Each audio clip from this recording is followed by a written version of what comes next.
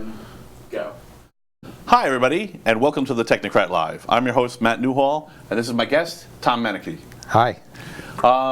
Welcome. Thank you. And so I don't know if how much experience you've had with the show, but we usually do what we do is we'll do a little bit of notes, and then we'll go into introducing you and talking about what you've done and who you are and what you're interested in. Sounds great. Is that okay? Wonderful. Awesome. So how was your trip in? Was it?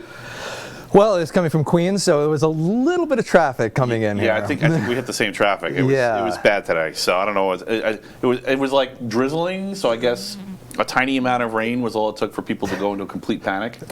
That's the case in New York. What are we going to do? Yeah. So I just wanted to say, everybody who's subscribed to either the YouTube channel or the BitChute channel, thank you so much. I'm really happy about that. We've actually got multiple subscriptions this week, so thank you, and keep it up. I don't really necessarily care about donations. I don't necessarily care about likes. I don't necessarily care about comments. I'd love it if you donated. I'd love it if you commented. I'd love it if you liked. But what I really want is subscriptions, because that tells me you have confidence the show is going to keep giving you good value and that you really enjoy the Dystopia Report. So that's our first segment, is the news, the Dystopia Report, and I say better never than late. All right, so, and it's sponsored by stars, like the stars in the sky. There you go. So the first thing I've got is apparently multiple MPs in England, and feel free to chime in if any of this is interesting. Multiple MPs in England have actually been officially, publicly equating loot boxes in video games to gambling and saying that they need to be regulated. I wanted to say thanks. There was actually a comment in one of the videos. We've been talking about loot boxes for a few shows now, where they were basically saying they're just Christmas presents, which is true and not true. It's true because, you know, we all see how kids act at Christmas and they can get turned into lunatics, or Hanukkah or whatever, or even just a birthday. You know, they know the presents are coming and they're like, bah! But at the same time, it ends, right? You know, there's limited resources, it's physical goods, and then they learn their lesson and they learn to get over it and they learn a little more self-restraint. Whereas in a video game, it can just keep going forever. Yeah. So, I don't know. It just seems to me that loot boxes could be really dangerous, and you know, I realize that video game economics and economic systems may start intruding more and more in our lives. So I don't want to necessarily overly regulate them, but I don't necessarily want my kids spending all their time on loot boxes. Now, as a parent, I tell my kids, you know, just because they tell you the odds doesn't mean they're telling you the truth. They could be lying to you and trying to trick you and entice you into playing this. You know, into playing these little mini gambling games, right. You know, online video games. So, but if someone's parents never tell them that, they may not figure it out. They're kids, right? I mean, most people can't figure out credit cards and mortgages, you know, and how compound interest works. So how are they going to figure out the odds in one of these loot boxes? So, are we talking about loot boxes such as a game such as Csgo, where the economics of loot boxes and skins? Well, tell me about it. Tell me about it. What, CSGO? Or? CSGO, Counter-Strike Global Offensive. No, I haven't played that. Yeah, it's a cool game, but I think it has something similar to what you're talking about here. Getting boxes, getting certain skins for your gear and equipment. So I'm really familiar with Team Fortress, and I love. Actually, I think I'm perfectly fine with the buy hats for real money in the game, but the game is free model. Right. You know, I'm completely okay with that. So is it just like you find a box and then once in a while you'll get something, you know, novel or unique? Yeah. In the box? I mean, it's a market-driven kind of situation. When monetary policy set by Steam. Yeah. Okay. Steam's the next central bank. Right. Well, you know, and move out of the way, Bernanke. Well, you know, and my. He's not the guy anymore. Well, my 14-year-old, my girlfriend's 14-year-old son, and I are very interested in this kind of thing. But in a way, it's actually kind of valuable because he has learned economics. He's learned the nature of the stock. Yes. So it's like I can see how people can be concerned if you're having like this layoff kind of philosophy towards it, but. I mean, if you engage with your, there might be a different story. Yeah, I think the key here for right now, at least, is just interact with your kids. You know, it may turn out bad, but it's possible that it can be good, right? Right. You can learn from it. So, Okay. and you know, in a way, it's better for a dry run with not real money or minimal real money. Sure. Than you know, I'm making the biggest decision of my life and I made a terrible mistake. You know, and yeah, I'm not even going to make a joke about it because it could end real bad. All right, so of course the huge news in the news today is the proposed vaping ban, Right. which is.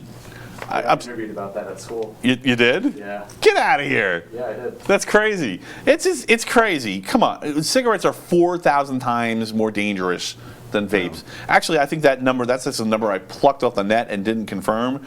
The actual numbers from the CDC: 500,000 people die a year from cigarettes. 6 people died from vaping. 6. Yeah. Not 500,000. What?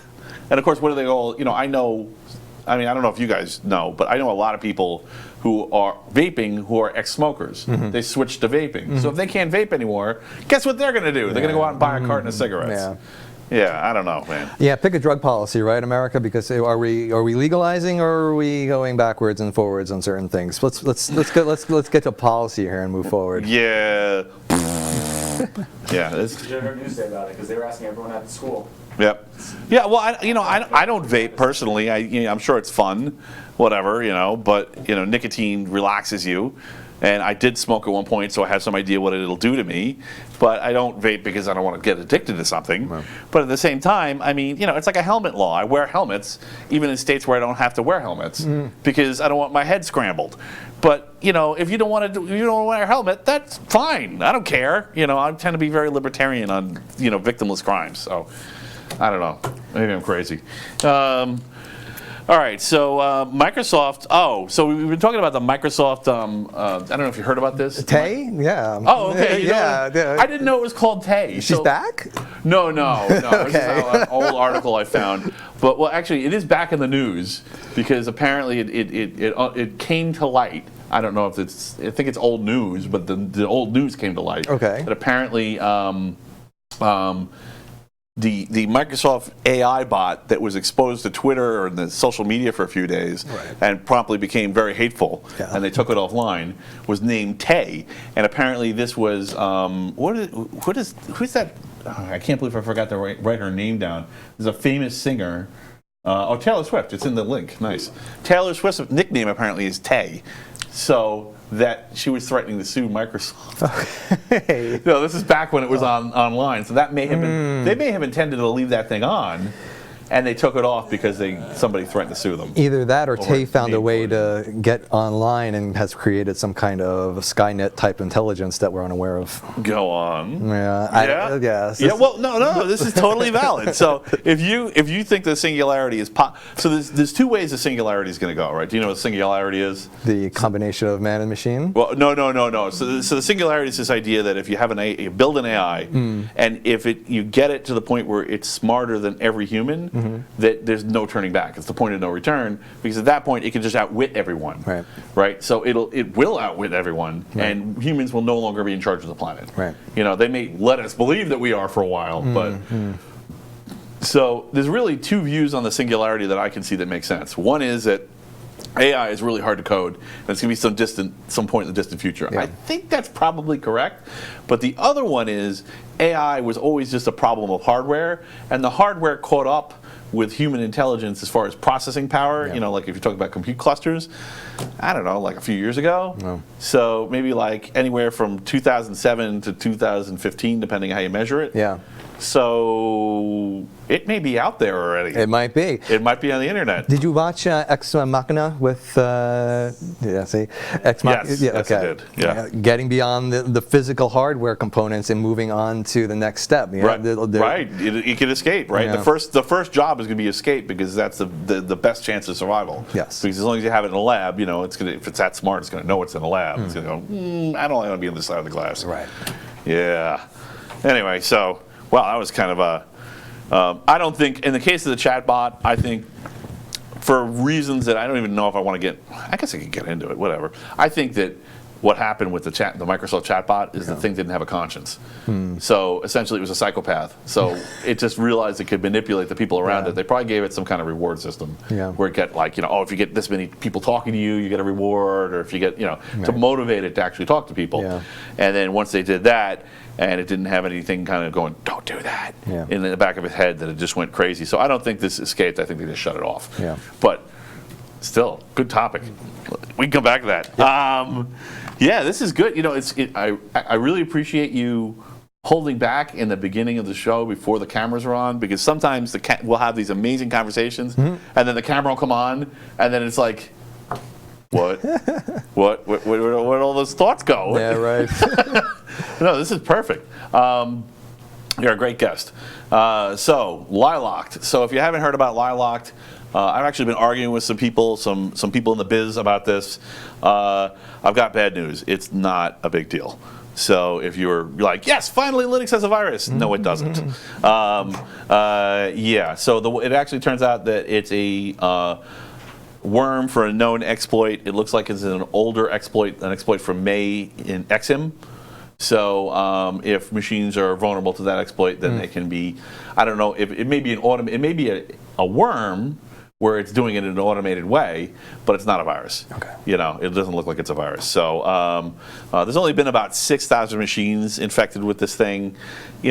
Like probably half of the computers on Earth are running some variant of Linux at this point.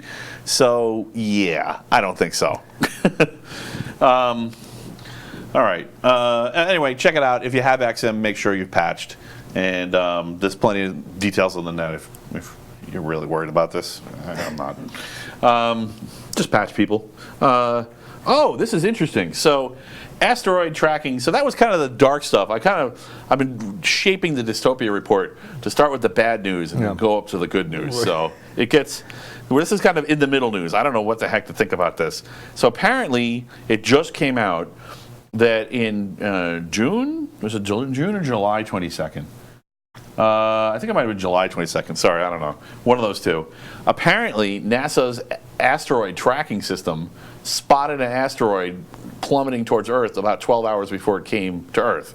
Shit. The good thing is it was little. It was like, But the weird thing is, if you look up stories on this, the stories are all over the place. Some people are saying NASA's a hero and they spotted it. This is the works. Yeah. Other people are saying they blew it. They said it was going to hit Earth and it didn't. So whenever this happens, kind of like the conspiracy theory part of me lights up, and I'm like, what is going on here? Because apparently what happened was, the facts are, they spotted it, they went through their system, the articles describe how it went through different human channels and automated channels, and they went, there's an asteroid coming. Oh, it's little. Okay, we don't have to do an announcement. But they said, well, this is a good test. Let's see what happens. Right. So, and then apparently the prediction was, I'm reading two different versions, where one is they said it's going to hit the Earth, and another one where they said it wasn't.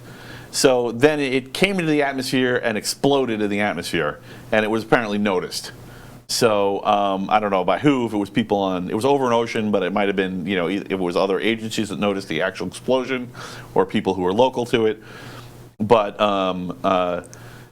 so I don't know if this worked or if it didn't, or if anybody knows anything about this asteroid, this test of the asteroid detection system, put it in the comments, because I can't make heads or tails of this. I don't know if we're safe, or we're doomed, but at least we'll know a few hours in advance. I think we'll have a little bit of advance notice. I think that's fair enough. Right. I don't want to go full dinosaur without being able to have one last party. Yes. Well, we can talk about. Remember, what really frustrates me is when you see all these articles that talk about the dinosaur extinction, right? Because as we know, dinosaurs aren't extinct. Right. Yeah. So, there we go. Well, maybe not Angry Bird shape, but maybe not. But it's just like one of those perpetual misinformation things that makes me worry about things like that. Right. Yeah. I don't really understand what happened. So anyway, I mean, I'm not afraid to say I don't know. But it is interesting, and it's probably really important because I mean, I mean, I tend to not want to trust people to do the right thing when there's something so critical like that. I mean, I think most people are like, okay, I don't want the Earth to die, so they'll try to do the right thing. But at the same time, don't we all have a stake? Don't we get to at least hear what happens? The Earth won't die. The Earth won't die. The Earth will be okay. Oh yeah. We won't be okay. Yeah. The Earth will be just fine. Actually, we're king weed too. So I think it was, who is it? They Might Be Giants did a song where I saw it on PBS. They did a song just for a PBS special. They said we're king weed, and I think they're right. Okay. So you and I might be dead, but humans will be fine too. There might not be many of us left, but a few people will figure out how to survive. It's Get Up and Go. Yeah. What? It's called Get Up and Go. Get Up and Go? Yeah. Oh, cool. Thanks, man. Nice. That's why Steve is awesome. Thank you, Steve. All right. So, guess what? We have good news. Apparently, not only is there a new telescope coming up in months, which you probably know more about than I do. James Webb? That might be it, yeah. But apparently they're going to they now have a planet to point it at first, which is K2-18b, which is an Earth-like planet, and apparently with existing equipment, they've figured out that it definitely has water on it. Yeah. So it's approximately an Earth size, approximately an Earth orbit, and now they know it has water. So they can't see atmosphere, and they can't detect like carbon dioxide or other life process gases. Right. But could be. Well, yeah, but they did detect that it's about 8 times the Earth mass. So you got to work out. Well, I mean, that might be, yeah. So, a lot. Yeah. So, 8 times your body weight. Get out of here. yeah, right. yeah. So maybe microbial life in the upper atmosphere, though. Oh, okay, cool. Yeah. Yeah, all right. That's you know, I mean, it's sexy to talk about aliens and flying saucers, but the truth is, for every flying saucer planet, there's probably going to be many that have lower life. Baby steps. Yep. Did you watch Europa Report? I didn't. It was a good flick. Okay. Good found footage sci-fi film about a crew that goes to Europa to do some research and some discovery and start drilling through the ice crust, and the story unfolds from there. Oh, cool. Okay. Yeah. Hey, as long as it's more than a month, you can spoil it. But if you don't want to, that's fine. You want people to watch it, right? So, oh yeah. It's worth watching. Yep. Okay, cool. I will check that out. So we were talking about CRISPR last show. So it turns out that actually some CRISPR news. Apparently, using CRISPR, they were able to, some Chinese scientists were able to replace about 8% of blood cells. I'm a little confused about whether the article was very kind of like, journal. It wasn't a scholarly article, so I couldn't really dig. I mean, half the time that's good, half it's bad. But I couldn't really dig in there and figure out if they were talking about like the cells in the back. The white blood cell creators, anyway, so some kind of cells have been replaced. 8% of some kind of cells have been replaced, which apparently produce antibodies, which have the genetic mutation, which is now known to have an immunity to AIDS, and that's enough that it brought AIDS to a standstill. Fascinating. So they have the HIV virus, but they're not having the AIDS symptoms. Yeah. So. And this was using the CRISPR technology. CRISPR is, sorry if you've heard it before, but I'll just go real quick in case someone's watching this. For the rest, CRISPR is that technology they lifted from microbes, where you can essentially copy and replace DNA strands. You feed it a strand, and then you tell it, okay, you're looking for this, and then it finds that and replaces that section of DNA.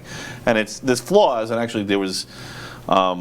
Some of the flaws were fixed in an article which I don't have with me today, but they just figured out how to fix that. So it's looking like very Lego for DNA. Wild stuff. Crazy, Wild. Man. I was always convinced that I wrote a sci-fi book on nanites, on nanotech, and I was always convinced it was going to be bottom up. I'm not so sure anymore. I think it might be top down nanites. Wow. So what's the next step? Designer babies, clearly. Yeah. Yeah, there's a lot of, was already starting, there's always a slow rumble in the distance of the public about designer babies. Right. So my take on designer babies, this is an interesting one. So I'm like, you're going to end up having a blue blood package. So essentially, it's going to be a package deal, just like when you go to and you get a package deal for your luxury car. They're going to have a package deal of all the diseases that people with the most money, I don't want this disease, I don't want that disease, can't take a risk with this one. And some features are going to be added in, that are diseases, but they're not really, they're just going to be features. Yeah. And it's actually going to lay people out so that they have, essentially they're going to have rich genes. And people are going to be able to detect that when they do like any kind of like a cheek swab or any kind of get any DNA off of them. And it's actually going to end up inadvertently doxing people as having a rich lineage at some point. It could actually backfire on them. Because, of course, they're all going to be having the same genetics. Right? You know what happens with monoculture. Yeah. So. Messing with evolution. Right. This yeah. is like. Yeah, I laugh whenever anybody says evolution is dead. I'm like, evolution is the furthest from dead it's ever been in humankind. We are completely running in all directions at full speed. Yeah. Something's, maybe the normal stuff that we're normally look at in animals is dead, but we're evolving. Of course, absolutely, no doubt about it. Anyway, that was kind of interesting. Kind of good news because that might be the end of AIDS. I mean, they confirmed now by doing that therapy that yes, this is indeed an immunity. So they have a technique to do the editing. If they can bring it to a standstill in every human being on Earth, no more AIDS. Yeah. That's it. Until it evolves into something else. Because that never happens. Antibiotics and soap. All right. So Tesla apparently has a new battery technology. So they figured out how to make a 6,000 cycle or a 1,000,000 mile battery. Wow. So. Yeah, apparently they're on 4 or 5 right now, and they managed to figure out 6. It was a minor step. I don't even know if this is going to be necessary. I mean, I guess it all depends on intellectual property and patent law.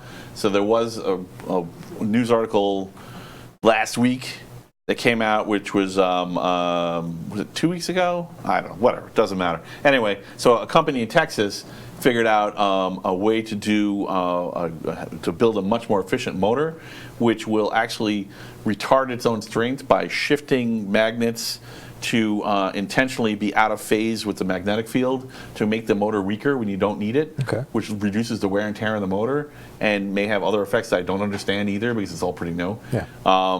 And as a result, they can build a more powerful, lighter motor. And then also because it's because of the way it's phasing, they don't need a DC to DC converter, but I don't really understand that part. But apparently those two things combined means they can use half the battery size. So combine that with this, and I mean we're talking about 1,000-mile electric cars easy. Oh my gosh, so that's awesome. Yeah, it's total. That's I mean awesome. that's now we get everybody. Well, now you can go full. We really hit the limit of what a person can cannonball, and the car's not the limit anymore. It's the person. Right. That's awesome. Oh, now cool. Yeah, I'm really excited about that. So yeah, I love electric cars. My dream is that electric cars will bring big cars back because I think they're safer. Oh sure. Yeah. Well, I mean everybody. When I was out, I was just recently in California. Everybody had San Francisco. Everybody had Teslas. It was just Teslas all over the place. Nice. No Teslas out here though, which I think is strange. Maybe you come across. Well, you know what? The first, I think I know the answer. So I think the first 2 or 3 years was there were no all-wheel drive options. They didn't have that on the early S's. Got it. So on the early Model S's and none of the Roadsters. So it snows here. Yeah. Sometimes you get stuck. You know. Yeah. If you've ever had a muscle car in the snow, I'm sure it'd be the same experience. If you like that noise, it's fun driving a 2-wheel drive car in the snow. Otherwise, you're not doing anything. All right, and so just a kind of an interesting thing. One, I always try to pay attention to some of the mainstream publications just to kind of get a feel for the trends. Apparently the Wall Street Journal is saying that there's a growth market in last mile pilots for normally robotic systems.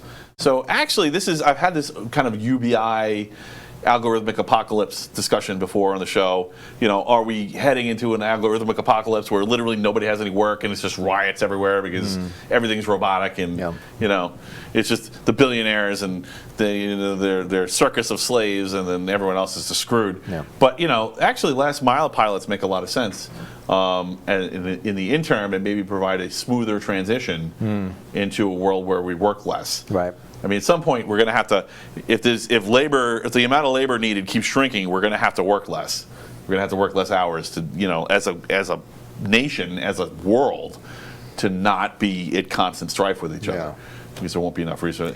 But So yeah, so essentially somebody who's going to be there to push the red button in case you're right. Either watch it while it's performing the Yeah. dangerous and questionable task, or actually perform it at the end. Yeah. So in other words, like you'd be sitting in a console just patiently waiting, and all of a sudden a truck would dial into you as a human and say, okay, something crazy's happening here, I don't know what's going on. Yeah. And you have to maneuver the truck through it, or a drone, or life and death kind of situations where they just couldn't anticipate what the programming would do. Right. So, and of course that would eliminate the problem, the legal problem where, so are you familiar with the laws for cruise control and for man driving? So the way my understanding is of the law, of course I didn't prepare you for this, so it's not fair, but the man driving is that the cruise control, people were claiming their cruise control had the accident, not them. This is back when cruise control was just on off, I Right. pick the speed and it's on or it's off, and it wasn't any kind of assist in that. It was just sometimes it was literally pinning a cable in place, and that's Right. all it did, and it had a brake activated solenoid pressure remover or something. So so they legally ruled that a person has to be the person behind the wheel is responsible even if they're using driving assistance, which is what the law that they're still using today when you have a Tesla that's clearly more capable of getting a drunk home than the drunk behind the wheel. Right. So now I look at that and I say, if that drunk kills someone, whose fault is it that you understand the argument that the person was allowed to drive when the Tesla was clearly the better driver of the two. Right. It's a quandary, right? Of course, Tesla's not going to put that in there if they can get their butt suit off because they're breaking the law.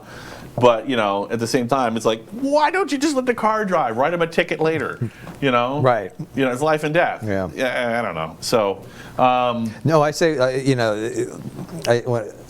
I used to be, when I used to be in aviation, robots fly planes better than humans. That's just the bottom line. That's a truth. Right. And at least, I don't know what the data is now, but and it's probably still pretty consistent. But the safety record of robots versus humans, you can't compare the two. You don't have to worry about. There are certain things you don't have to worry about with robots that you have to worry about with humans, and then vice versa. But like the opposite direction isn't as concerning as if I knew my next flight was going to be completely managed by robots, I'm on that flight. Yeah. Okay. Yeah. Great. Yeah. Yeah. Well, I mean, I guess you're like, I'm not going on that flight. No. I am a neo-Luddite, but I try to be a realist. So the problem that they're trying to solve with cars, the justification that people are using for automated cars, I mean, other than all the people dead, is that yes, the cars have. The robot driving the car, or whatever, the computer program driving the car, will have better reflexes than the person. And you can go back and forth on that. Yeah, absolutely for a bad driver with no experience. Good driver with lots of experience, that depends. Right. I agree. The artificial intelligence isn't there yet. Yeah. So, yes, please. Yes. Thank you. So I just, to me, the other argument is that, okay, you're making society better because you're making the roads better because cars driven by robots will have less intersection problems. So the problem with cars is the intersection problem where, a leaf blows across the street, someone hits their brake, and now the entire parkway is hitting their brakes because of a leaf. And you multiply that by a few hundred times, you get what we had here today. Yeah. Oh my God, it's raining, and everybody slows to a crawl because they're going through ghost intersections. So if it's really an intersection problem, there's a simpler case, which is trains. So to me, I'm like, why are we not automating trains? If this is really that great, if it's there, why not automate the trains? Right. I think that it feels like the trains are a simpler problem than the planes, even. But you said the planes work, so I'm not even sure what to think now. Yeah, right. Like, I mean, you see what I'm saying? Yeah. I mean, like the trains have basically everything is 100% predictable on the train route except for outliers. Right. Someone running across a track, a car driving. But most of the time, when that happens, the train doesn't stop anyway. Yeah. What the heck difference does it make if there's a person? Okay, you can sue the driver. What was he supposed to do? do? Yeah. Right. The gate was down, you know. Oh yeah, why don't you see more of that with trains? Probably for the same reason you don't see a lot of train traffic in general. I mean, as a mode of transportation in at least the United States and North America. Right. People just don't take trains all that much, right? Right, right. I mean, Yeah, Amtrak New York's is the exception. New York's Right. got The subways. great mass transit. Right. In fact, it's ridiculously good and problematically so. Yeah. Yeah. It becomes its Yeah. own problem. Yeah. Right. Other than the mass transit that's available in some of the major cities, I mean, it's not like Europe or Asia where everybody you need to go 500 miles. All right, you don't hop on your car, you don't hop on the plane, you hop in the train. Right. So maybe those experiments would work better overseas, but I think the unions in Europe are going to have a big problem with that. Right, right. Yeah. They can't. Well, generally speaking, I'm pro-union, but I'm also pro-technology, but I'm also pro-humanity. I don't know. I think I need a nap. I don't know. Why not? You know, they should try it. I mean, they should be allowed to. They should be allowed to try it. Without data, how are you ever going to do? How are you ever going to improve? Well, I think there's middle ground already. I mean, or some degree, it's like self-driving assist cars. I mean, there's some middle ground already being implemented in the train networks. Okay. You know, it is. I mean. Oh yeah. Well, I mean, in some ways, signals is the first step, right? I mean, just signaling as opposed to you know somebody walks outside and puts a lantern on it and lights it. Yeah. You know, like actually having traffic lights, Yeah. you know, for trains is the first step, but And there's you gotta heavy go to the next one. I mean, there's heavy automation within the trains themselves. I don't Right. think within MTA, but I don't think so. Yeah, but- New York has got a real. You can just look it up in the news. New York has got a real problem with their. Basically, they can't ever shut mass transit off. No. So, and not for more than a few hours. No. They can't ever fix. They can fix things, but they can't improve things. No, they couldn't even shut down the L train. Yeah. So. Yeah. All right. Well, that was good. So, thanks so much for coming on my show, and thanks for participating in the news. I appreciate it. It's a good way to. I like to do that because it keeps everybody up to speed. I like to know what's going on, and also I think, you know, I just feel like it's the technocracy is completely invading our life, you know, and like. You know, one of the secrets of the show is I can basically have just about anybody on the show. You're not just anyone, but you know, I actually had a couple comedians on, you know, and it just because the technology and a couple of musicians also, and I'd like to have some writers. If there's any writers out there, I'd love to have you on the show, especially sci-fi writers or fantasy writers. Yeah, I just. Those writers are inherently reclusive. Technology is invading our lives rapidly. Yeah. You know, a lot of decision making, like you know, a lot of the legal process for decision making, you know, is very transparent and very public and very slow. But there's a ton of decision making in algorithms that people have no say in whatsoever, and it's affecting their lives big time. Yeah. You know, and this matters. Whether you like it or not, this matters. So. Anyway, so thanks so much for being on. So you've had a storied history. Well, thank you. Wow. Between tech, Yes. and now you're a lawyer and you're a pilot, and like, where do you want to start? Well, let's start with lawyer. Yeah, sure. So, how did you get into law? How did I get into law? You know, Are you a practicing lawyer right now? I am a practicing lawyer. Okay. I'm an attorney licensed to practice law in the state of New York. Okay. I do housing law, specifically rent stabilization law. Okay. How did I get into that, right? So it started probably with my experiences with a website that my friend Ray Hoffman and I started about a decade and a half ago called Slick.com. Okay. Yes, that really. I know we want to talk about it a little bit. No, that's fine. We can go to Slick. So really, the lawyer story started with Slick. I didn't know that. Yeah, it really did. So let's talk about Slick.com. How did that happen? So Slick actually started as a website called Slyway back in, I want to say, August of '99, 2000. And that was right around the time when we had what was called the digital revolution, when we had the transition from physical to digital media. Even though CDs are digital, from actually saying and carrying your stack of CDs around. Sneaker net. Yeah. We call that in the business. We call that sneaker net. To something the size of this little thing, carrying your MP3s around. Right. So that was a really important time technologically because there was so much happening, social media, speed of technology, especially the broadband revolution as well. So all these things were coming together. Computers got fast, computers got miniaturized. Storage got big. And now you had these social networks coming together, or file sharing networks such as Napster. Right. Remember Napster, right? I remember Napster. Napster was incredible. Yes. So Napster came along, and Napster shut down. Yeah. So you had millions of voices that suddenly cried out. And what was Slick's role in all this? What was Slick's role? So Slick produced several guides on how to use the various file sharing and peer-to-peer software. That's a software that was out there. Okay.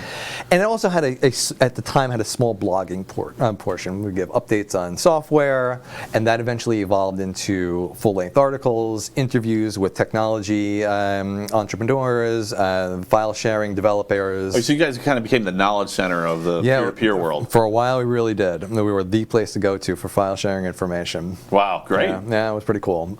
So you really know about it. So we could talk peer-to-peer in depth, and you would. You went from Slyway to Slick. Yes. And then you were at Slick. You were doing interviews and talking to people, and you were kind of the go-to source. How did that make you a lawyer? So I think I'm somebody that likes. Were lawyers rappelling into the windows, and you're like, I need to be a lawyer to defend us? Yeah, well, that was part of it. Slick is also something because I think Ray and I at the time we really like mischief. Right. And we like to be the underdogs, and we like to fight for the underdogs, and we like to be the opposition. Most people don't realize how friendly the Vikings were to the idea of both of peace and order, but also simultaneously mischief. I'm on board with that. There you go. I see Loki and Thor as equally important. So yeah, It's not a god for nothing, right? Yeah. So. So when you had all these files, Napster shut down, but all the file sharers are still there. New file sharing networks cropped up. You had some big ones like Nutella and LimeWire, and LimeWire was a network on Nutella. Yeah, I was actually using Nutella some of the time. Some of the earlier ones I had stayed away from just because they seemed vulnerable to me. Yeah. As a computer specialist, I was like, way too easy to find me. But Nutella was good. It was obfuscated and chaotic. Right. Which is good and bad. Well, and there were some other really popular ones. QMX, no, not QMX, WinMX. Mm-hmm. That was a really big one. Okay. I think I know someone who was using that. iMesh was kind of like the black sheep, but was popular because it was the only one at the time where you can share videos for a brief period of time, and then everybody started viewing video file sharing. But what we really got to us was the degree of enforcement that the RIAA and MPAA were using to enforce copyright law. Whoa. So most people probably don't know that story. So I can tell it, or you can tell it. You want to tell the DVD saga, the Linux DVD saga from the beginning? John Lech Johansson. Yeah. Breaking the DCSS. Yes. So there's a piece of code called the DECSS, and CSS was the industry name for a piece of code which would read the encrypted. Your DVDs actually have an encrypted key on them. Would read the encrypted key and decrypt the DVD and authorize you to view the DVD. Yes. So, and if you didn't have that little piece of code, you couldn't view the DVD. It just looked like gobbledygook. Content scrambling system. Right. I'm like having flashbacks now. This is all coming back. Right. So what happened? So yeah. So the problem was, it was particularly a problem for Linux guys. Now, Linux was just a hobby back then. Now it runs the world. Yeah. But you were openly mocked for using Linux back in those days, and you had to have some fortitude to stay the course. And you couldn't watch DVDs even though you had a DVD player physically in your machine. A lot of machines are starting off as Windows machines and being converted over, and you couldn't even watch the. And it's like, this is ridiculous. What's happening? And a lot of other people. So 2600 actually published. They didn't write. But so who was it who wrote the DECSS? It was Derek Johansson, he said? I think it was John Lech Johansson. Okay, right. Yeah, and so 2600 just said, okay, we'll publish that. Yeah. And they put it up on their site. Yeah. And then the Southern District of New York, Judge Kaplan, yes, I remember his name. Yes. Yes, thanks, Kaplan. Real good ruling there. Decided to rule in favor of Hollywood and say that this is illegal, and 2600 had to take this down. Now, of course, we all know from how the internet works now, this is ridiculous. Of course, as soon as they struck that down, 10,000 more popped up in its place. Yeah. So it didn't really stop anyone from viewing DVDs in Linux. But technically, it was not only illegal to view a DVD in Linux, but there was a fine. And I think technically I'm not sure if that's still the case. Is it still illegal to watch a DVD or a Blu-ray? Without the encryption? I mean, there's security exceptions in the most recent. Off the top of my head, I don't. The only reason why I hesitate because I feel like there were some. Yeah, that's fine. Don't give legal advice if you're not sure. Yeah, I'm not quite entirely sure. Yeah. But yeah, so of course, so what happens now is a lot of distros will. There's very clear instructions like slick.com, on, okay, this is how you make a DVD work in Ubuntu. And it literally is just 2 steps. Put this in a file, run this command, and boom, you can play DVDs. But typically that stuff is file shared overseas where there's a law that's more favorable than it is in the United States, which is kind of ridiculous because you're really just viewing, if you have the DVD and you haven't just copied it, this is the same, this is also the case if you have the physical DVD that you bought from the store and trying to watch. Right. Yeah, which is just bonkers. I've already paid for this. Why can't I, Not only that, you're entitled to a backup copy. Yeah. Sorry. So that's kind of the story. So if you didn't know that whole story, it's crazy. Yeah. It wasn't much better for music. Actually, I think the music industry was a lot more aggressive than the movie industry, especially against individual users. Well, music was much smaller, so it was easier to. There were just websites with MP3s on them. And it was at first. Yeah, but the enforcement against file sharing and peer-to-peer in particular was especially egregious. They were they would subpoena the ISPs, grab these huge blocks of IP addresses, try to pair up the IP address with the individual's timestamp that they were on the computer, with a snapshot of the file sharing application connected to that IP address that was showing the downloading MP3 file, whatever copyrighted file it was. Right.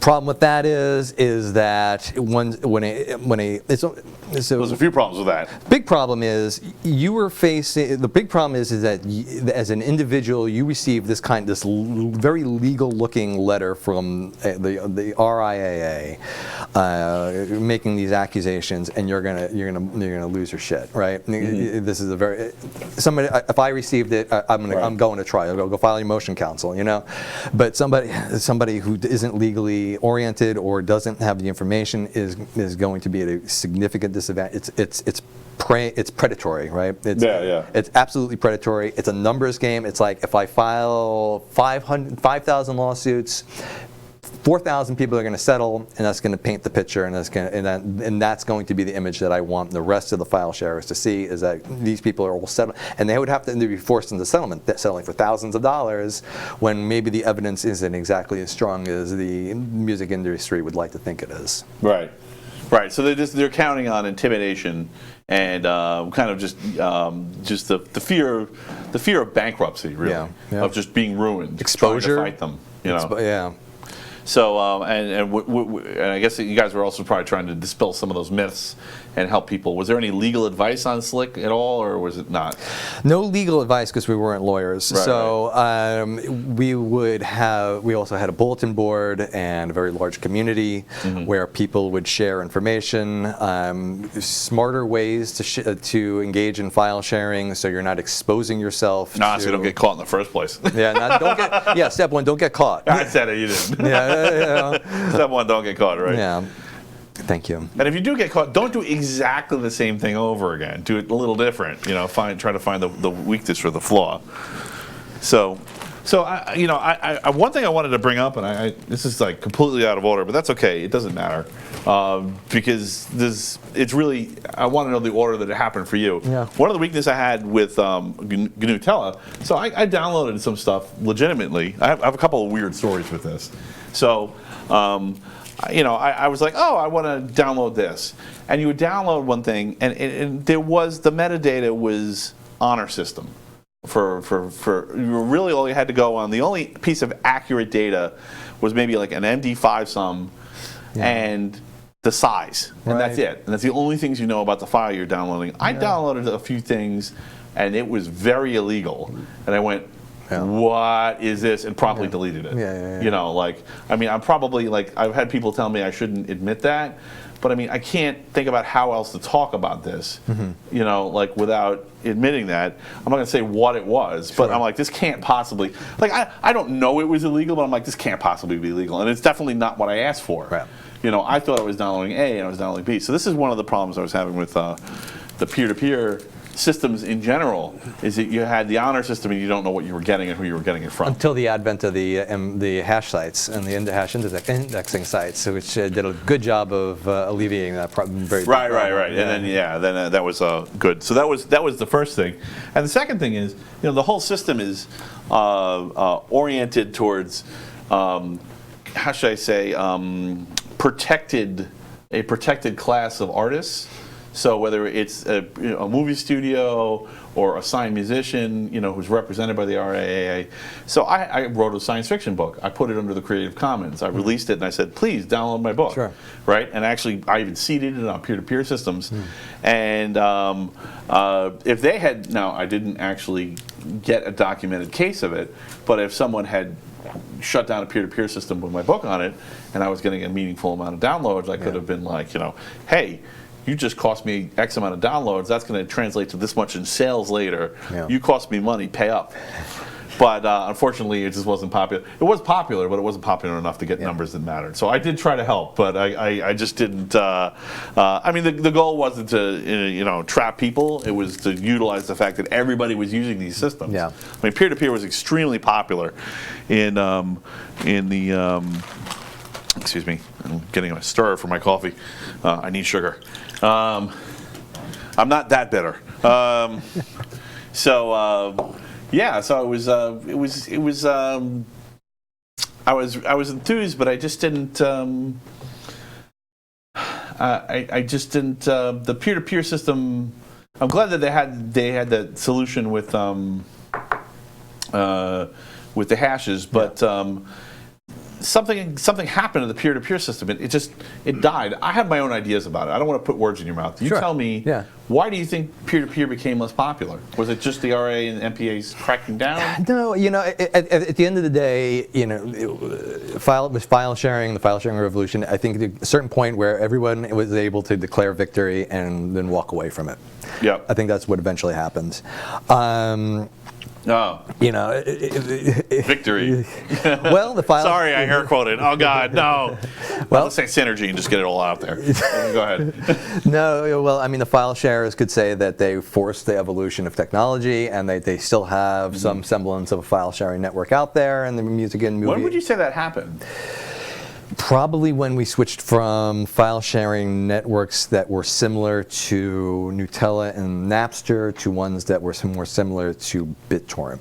BitTorrent was a big dividing line. Right. You mentioned seeding, so it sounded like you were using maybe BitTorrent for a while. When there were fewer peer-to-peer networks, when you had just Napster, when you had just WinMX, when you just had iMesh and eDonkey 2000, I don't know if you remember that one. Yeah, I do, but I didn't use it. No, eDonkey 2000 was cool. Yeah. And LimeWire, all these developers, a lot of it was a big. LimeWire, yes, I used that. Actually. Big developer community in New York at the time too, and San Francisco. But there was, and that was the key word. It was a community. Not that BitTorrent was not a community, but there was this enthusiasm about it. Everybody felt like they were doing something. Right. Yeah. Like, I'm part of this. I'm actually helping force the music industry into change. Right. And everybody can share that sentiment. Right. 5-6 years down the road, when BitTorrent started coming along, it was a much different sentiment. BitTorrent was just a utility people use to do a thing. That's probably a fair characterization, and there are still so many BitTorrent indexing sites, so many trackers, so many indexing sites associated with the tracker, that the community became probably too big, too generic, and the original voice, I think, kind of got lost. And once the Netflix and a lot of the legal alternative, not that file sharing isn't legal, but once the more seamless alternatives. The less controversial. Yes, less controversial. That's probably the word. That's where I'm going, yeah. Less controversial methods started to take hold. What do you need Napster for anymore? What do you need BitTorrent for anymore? I can still do this without it. Right. So people still do share a lot of files, but they tend to do one-offs with an intended audience rather than, this is for everyone. Oh yeah, the culture is definitely, it's a completely different culture. Right. Now it's become cloud, and I'm going to put this up in the cloud and grab it from there. Here's a URL, and Not that BitTorrent is still a huge protocol. Right. It's still out there and it's still used. So I have an alternative view on what happened, so there was another thing happening at the same time. I don't know how much of an open source advocate you were, or huge. Yep. Huge. Okay, cool. So I was like, I think he is, but I'm not sure. And So one of the in the open source world, I went to a Lilac meeting. I don't remember what year it was. Maybe it was 2012. I said, we've won. Congratulations, we did it. Yeah. We are dominating the world. And actually, I totally regret doing that. It was probably one of the stupidest, most arrogant moments I've had in my life. And we did win by the metric I said, and it hasn't been undone. But we didn't win. Because the problem is there's still a culture war going on. Yeah. And so, sure, we dominate everything. But I think one of the things that happened is a lot of the people who were doing the development on these programs, they got hired. Yeah. They signed NDAs, they signed non-competes, and now they're given a very, and a lot of people say, and it's true, the big tech companies donate a lot of code to open source. The problem is, if the code that you might be interested in is this big, and all the code that you could work on in the world is as big as this room, this is what they donate. They work on this same thing over and over and over again, and they just make it better and better and better, because it's the infrastructure for their internal operations, and they don't really focus on anything else. Now, I'm sure someone will say that's not true, but I don't know. I saw a lot of projects died around that time, so I think that's part of what happened. So, to whatever degree it's my fault, I'm sorry. I'm not having an ego trip. I'm sure this happened over and over in a lot of different places at the same time. But it was a mistake to say we won, because we didn't. There was still always a culture war aspect to it that I wasn't taking seriously. Sure. Because I guess I just never saw anything else but fury and energy, and I just didn't realize that people would just get encumbered by. That there would be such a chilling effect, of people becoming, if you can get a salary to do what you were doing for free, it's very tempting. Sure. You don't necessarily want to say no. Yeah. So the other part of it is was Linus Torvalds, I think, actually, when he wrote Git, and this is going to sound like, what are you talking about? What does that have to do with it? And of course, the angle I'm going for here is cryptocurrencies. Because once Linus wrote Git and people started getting used to the concepts and the ideas in Git and having this kind of stacked hash system, this cumulative hash system combined, it was whoever Satoshi or whatever Satoshi Nakamoto was. That's my theory, is that he's a singularity. Went, okay. We're going to put these two things together, and we're going to make a new financial system, and the rest is history. Yeah. A very lucrative history. Yes. So, in some ways, I think that all the energy from peer-to-peer just went right into cryptocurrencies. Because by 2011, everybody in that kind of social space at least knew what cryptocurrencies were. Sure. They laughed at them a lot, but they knew what they were. Yeah. So no, it's interesting that you mentioned energy, because I'm sure you've heard the story. I forget the specifics, but there's this guy in the UK who threw out his computer that had a certain. He had thousands of bitcoins on his computer. He's been searching that dump for the last 5 or 10 years or something like that. Right. Yeah. Well, and over time, it just gets more and more worth it. At some point, you just buy the dump. You're right. Because he knows it's in there somewhere. Yeah.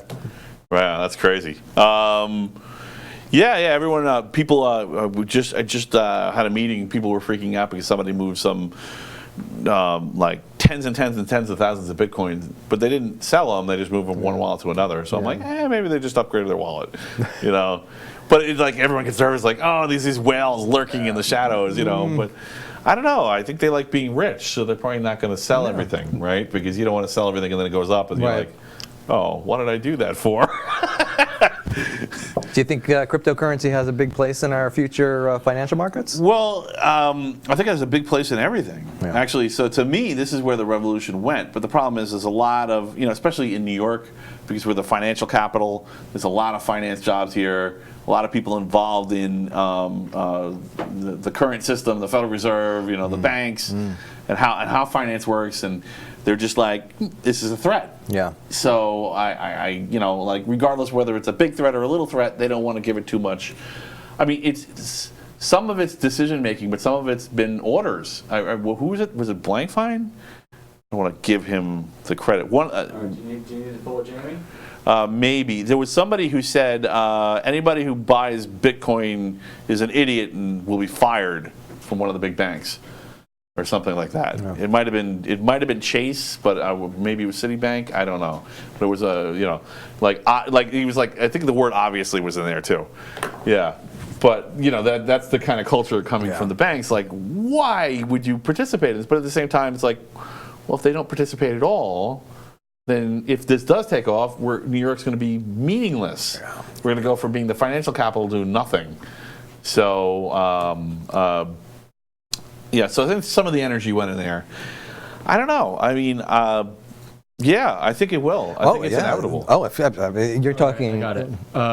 Jamie Dimon. There is. JP Morgan and Chase says, if you're stupid enough to buy Bitcoin, you'll pay the price one day. Yeah. He said the only value of Bitcoin is what the other guy will pay for it. Honestly, I think there is a good chance that of the buyers out there are out there jazzing it up every day. So I swear there was a "you're fired" aspect to this. And you'll take them out. I swear there was a "you're fired" aspect. I think that's the way they're trying to angle the article's headline. Okay. I'll keep skimming. No, it's fine. That's good enough. It was Jamie Dimon, so. Yeah. So I was just like, but you know. Yeah. So New York has the most restrictive Bitcoin laws. You know, we have all the bit laws. So more recently, I mentioned in my email the SHIELD Act, which is not great, but actually wouldn't affect cryptos. I don't think, not directly. I don't think so. I think cryptos are the only thing that's safe from it, actually. Yeah, it does a lot of the new SHIELD Act does a lot of things, but I don't think it has any direct impact on BitCurrency at all. Yeah. Unless you're leaking information related to somebody's BitCurrency accounts. Yeah, right. You know, generally speaking, I think doxing is unethical. Yeah. You know, I mean, like, it's inevitable, but it's also unethical, right? Because, you know, of course, when do people get doxed? During some flashpoint when they can least afford it. So, there was something I wanted to ask you about. So we never got to you being a lawyer. How did all this? Because it all began.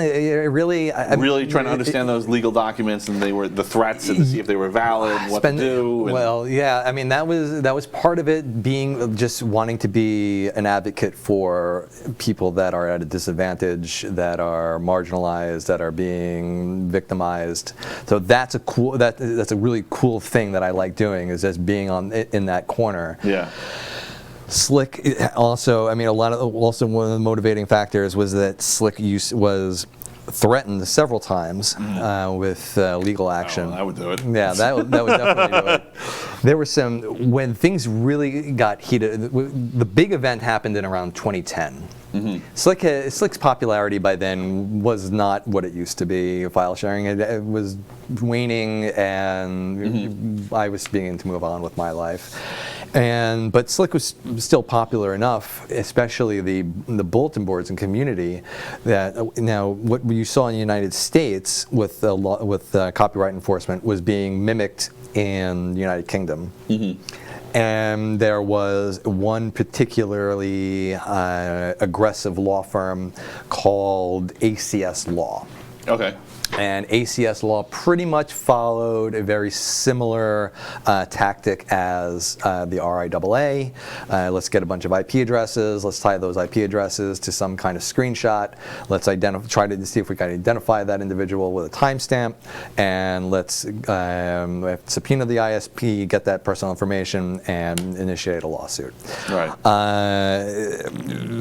There was a fight because at one point IPs were anonymous, and there was a Yes. whole fight, and eventually they weren't. Right. So that's another piece of the history if you're trying to decipher this Wild West and how this happened, Well, which was not bad. I like the Wild West. So. Well- Go Loki, you know. well, the funny thing is that. Excuse me a second. The IP addresses are funny things in that, like, sometimes printers would get sued or whatever. Right. So, Well, it's in the Internet of Things. It could be your doghouse, your Right. refrigerator getting sued. Right. Yeah. or your refrigerator now. But so there was this one particularly aggressive attorney that was the subject of a lot of, how should I say, aggressive criticism on our website, talking about their policies, in all these very using British slang to kind of, which I thought was kind of interesting. So anyway. So they did a lot of name calling. The attorney's last name was Crossley, so they used to call him Toss Off Crossley or something like that. Interesting. Yeah, all these interesting. Toss off. What that means? Silly British. You could ask your. No. If you're British, please watch the show. We love you. Make fun of us too. It's healthy. This guy, he contacts us and sends us a legal demand. You got to remove you not only have to remove these offending posts, but remove the entirety of some entire threads instead of just pinpointing. Wow. We're not doing that. Right. No way I'm doing that. Yeah. There's a huge labor cost. And I've been through that too, where someone's like, "Oh, could you take this down?" No. Yeah. No. Because it's a rabbit hole. You'll never stop going down. No, and it's just like, this is not in contrary. This is what's going on my website is not contrary to the First Amendment. Maybe a contrary to UK free speech laws, where the libel. Have fun setting up a firewall. Bye bye. Yeah. Not our problem. Yeah. So of course, at the time, I wasn't an attorney at the time, but we got in touch with an organization called the EFF, the Electronic Frontier Foundation. EFF. I have given them decent sums of money in the past. Yeah. And I really love the EFF. They're one of the few organizations actually dedicated to protecting internet rights. Lately, they've been really focused on privacy. I'm not as happy with them in circa 2019 as I was 2000s, but yes, they're still very good. They're very useful, and they're the good guys. Definitely, almost always. Absolutely the good. Well, they were the good guys in our situation. Well, so let me put it this way: they're never the bad guys. Sometimes I'm like, really, you're gonna waste your time on this, guys. I don't always agree with their strategies. Yeah. But yes, their mission is good. Yes, and absolutely. Absolutely. Their effort is awesome. Oh, absolutely. Yeah, and they were a home run for us, and they got this guy off our back.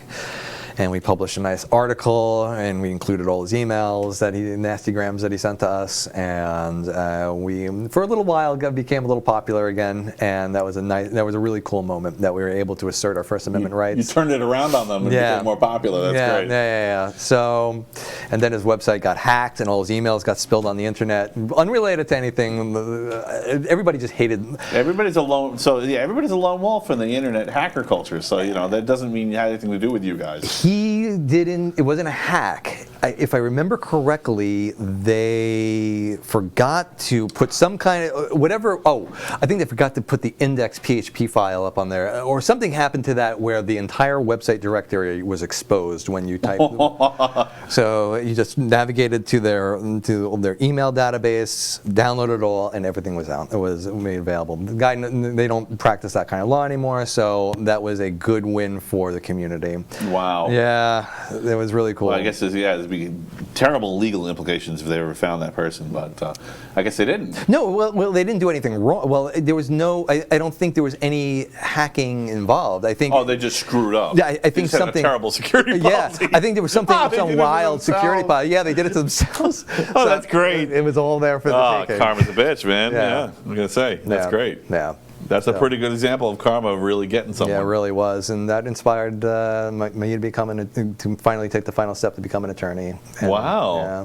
You're like so, and then you just enrolled in law school that year, and So 2010. Well, you don't just enroll the law school. right. There's a little bit You of got to process. practice. I You wish gotta do there the was. GREs, right? Is that You have to take the LSAT. the LSAT? That's it, Yes, the sorry. LSAT, and then you can apply, and then hopefully get accepted somewhere. Right. So you practiced the LSAT, you took it, you got a good enough score, you applied, you got in, Yeah. you went through the law school, then you have to pass the bar, right? Then you got to pass the bar, And then you got to get a job. you got to get a job. Yeah, it seems like I've definitely met some lawyers who have forgotten about that step, right? It's a personal choice. right. Like they oh yes, I have people will be beating down my door, and they no, you still got to work at it. Yeah. Man. Yeah. So that's great. So you're doing housing law now. That's right. Excellent. Housing law. Kind of lot, there's definitely an analogy to make to what I'm doing now to what I did with Slick. Right. It's very, people are like, wow, this is such a huge career change. You get to be a good guy. Yes. Nice. Because I'm on the side of the tenants. Right. That's excellent. Yeah. Are you ever in a situation? I'm not going to get into too much detail because I'm sure there's. It's not a good idea to get into your current employer, but. I'm sure there's got to be a situation sometimes where you're like, oh man, I'm not the good guy. Does that ever happen? Or Never. Never? Never. Wow, there's just so much need out there. Because my organization specifically deals with protecting tenants and being on the side of tenants. So there's never an issue where I'm like, oh man, I got to help this property owner. No, never. Yeah. Okay. That's cool. So, do you think the UK free speech environment is really that toxic? Is it really are they just done? I mean, it's really hard to read what's happening in the UK right now, right? Because they're on the brink of Brexit. It seems like everybody's taking sides, and it's not always who you think. Yeah. And some people that you wouldn't think are pro-Brexit are pro-Brexit. Some people are, pro-stay that you wouldn't think are pro-stay, and they're just openly fighting and. The laws over there, of course, we don't really have defamation like they do.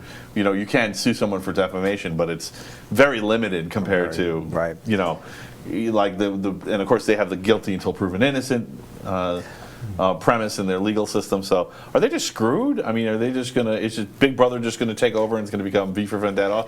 Well, I'm no expert on UK politics and UK law, but I will say this: that the problem with, especially when it comes to defamation, is the reversal of the burden, right? Right. The burden's on the accused instead of the accuser. Yeah, which is, I think is the way it should be. But really? Oh, sure.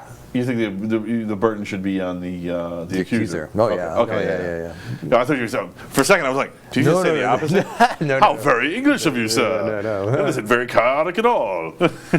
Yeah, I don't really understand how they, I mean, I could see how it culturally and historically, looking back to King George and the foundation of the United States, it's so obvious how they got there. Yeah. What confounds me is how they still stuck in that. Yeah. All this hundreds and hundreds of years later, at some point they would have been influenced. Even though the UK has strong free speech laws, with that one in particular, it's problematic. Yeah. And my big prediction with Brexit is that it's not going to happen. Oh, interesting. Yeah, that's been in. I'll take that bet. I think it is going to happen. Yeah, you are. Yeah, I think it is, because I think the rest of Europe's such a mess Yeah. that it's gonna be that's the least of our problems. I know there's a very difficult route to that position. You need to have probably would have to have a second referendum. So my prediction is, and I have no analysis to back it up, this is Tom reaching in his pocket, throwing out some gut. Nice. That's the kind of quality stuff we like here on the Technocrat Live. Yeah. Just here's my random guess. Oh yeah. Yeah. Yeah. And then when you're right, you get to take all the credit, did none of the work. Second referendum and no Brexit. Yeah. Okay. Yeah. I think there probably will be. I don't know when it's going to be. Yeah. Which is, of course, let's be completely off the hook, right? Because as long as they're talking about it, I can say it's going to happen, right? You know. But I think it'll probably happen in the next couple of years. I think they really like just because there's. I think Europe is kind of screwed. I feel like they're snowballing. There's not really any way for decisive change. It's more like just kind of everything's politically a momentum play there.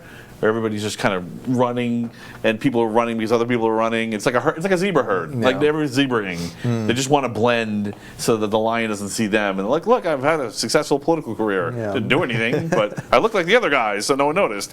You know. Yeah. I don't know. That's without getting too much into the left or right or up or down or that's what I see there. Yeah. So I think the system's too oriented towards that. All right. So what about the Breach Act? I mean, just talking about lawyerese. I know that I mentioned it to you. Do you have any opinions on that? So can I give them background and give you a little time to think? Sure. Since I kind of. By the way, this other thing out of left field that has something to do with lawyers. So New York State passed a law a few weeks ago. So I've read some of the law. I mean, I don't really understand it in the context of case law, which is why I don't know what's going on. But it looks really bad. One piece of it looks almost like if you have a username and a password, and you get like if you have a database of usernames and passwords, even if it's only like 2 of them, right? And you get breached, you have reporting requirements where you have to report to like 6 different agencies, and then you have to do whatever they say. And if you don't do all this, then you're liable for I think like $5,000 per instance, up to $250,000. And the thing one of the things that bothers me about this is the numbers. $250,000 is not enough to matter to big companies. That's really disturbing to me. Like I feel like this is almost like lobbyist written legislation. Like it would ruin me because I have a website that happens to have some users. But like if I mean like do I have to tell my church that I can't run their website now because I don't want to get. I mean, what if they have 300 users? That's a lot of money. Like what if they get breached? I have a good track record, but people get popped once in a while. Every once in a while, someone will make a mistake, and there'll either be a mistake in the code on the website, or something won't get patched, or there'll be a permission problem, and something will get hacked. It happens. And I mean, it's one of my favorite things when I have a room full of geeks. I ask, okay, who's been hacked? And then I know who the liars are, because the people who don't put their hands up are lying. I mean, maybe not at your current job, but ever? Really? Nothing? You haven't done that much then, right? So, I don't know. Anyway, so do you have any input on this, or? Well, I mean, so the SHIELD Act does a lot of things, right? And it does bring New York law in a kind of accord with other states that have very similar laws. There are, yes. There are some predecessors to this. So I think we can, if that's a concern, I am concerned about it. We can look at what's going on in those states to see if this kind of bad direction is happening. I don't know if that's going to happen yet. Now, there are some things that the SHIELD Act does. It expands the jurisdiction of the state of New York to an extraordinary degree, right? Because if you live in Texas... You hear that, Martians? Cuomo's your king. Yep. Yeah, keep going. No. And if you live in Texas... If you live in Texas, right, but you have a website that has New York users, the state of New York can sue you in Texas. That didn't exist prior to. So there's that aspect of it. Now you also got to remember this is not a private cause of action. If this happened, if you had an account on Slick and Slick tomorrow leaked all your private information, right. you couldn't sue me directly. Right. So you can't. There's no class action with the law. So you can't get you and your friends be like, oh, we're going to get Slick Tom. You would be able to file a complaint with the AG's office. I think this law and just the nature of politics in New York is such that maybe the law for a different state might be problematic, but I don't think it's going to be a serious issue for... One of the first things that came up in my mind when I saw this was free speech issues. Right. Yeah, well, absolutely. Yeah. So someone like, let's say the New York State Attorney General, we've had widely varying attorney generals. So like just look at any of the last few, pick your least favorite, and imagine them. Right. You know, where they were doing either somewhat or deeply unethical things. So you can imagine a situation where an attorney general would say, I don't like what he's saying, let's get him. You know. And then use their legal recourse to say, okay, well, we heard you were hacked, so now you owe us $250,000 and you go to jail and you have to shut your website down. But the way the New York law is written, the data is not me going on your website and typing out the personal information of somebody I don't like. It's me tunneling into your website, extracting the information, and then publishing it. So you have to have actual ownership of that data in your database in order for this law to be activated. So I'm not at least in the state of New York, I'm not too concerned about free speech issues. Okay, so you don't think that this is a situation where, you know, I'm just a guy with a LAMP server, you know, that's Linux, Apache, MySQL, Perl. Is it just one example, or Python? Python probably, realistically. And and I've got a database table where I've got users, which are typically email addresses, but it could be usernames, and just passwords, and that's it. It's just so they can manage their preferences without using cookies or doing anything intrusive on the browser level. If that were to be popped, New York State can't come after me for not calling it into everybody but Mao Zedong. So the question is, would the state of New York do that in that circumstance? Well, first of all, could they? Second of all, would they? Could they? Yes. Would they? Probably not. This is reserved for. Are there consequences for them if they get out of control with that? Or, other than the money, having to spend all this money on going after all these little guys for nothing. I just don't want to see little websites die. I don't think that is a consequence of this. Okay.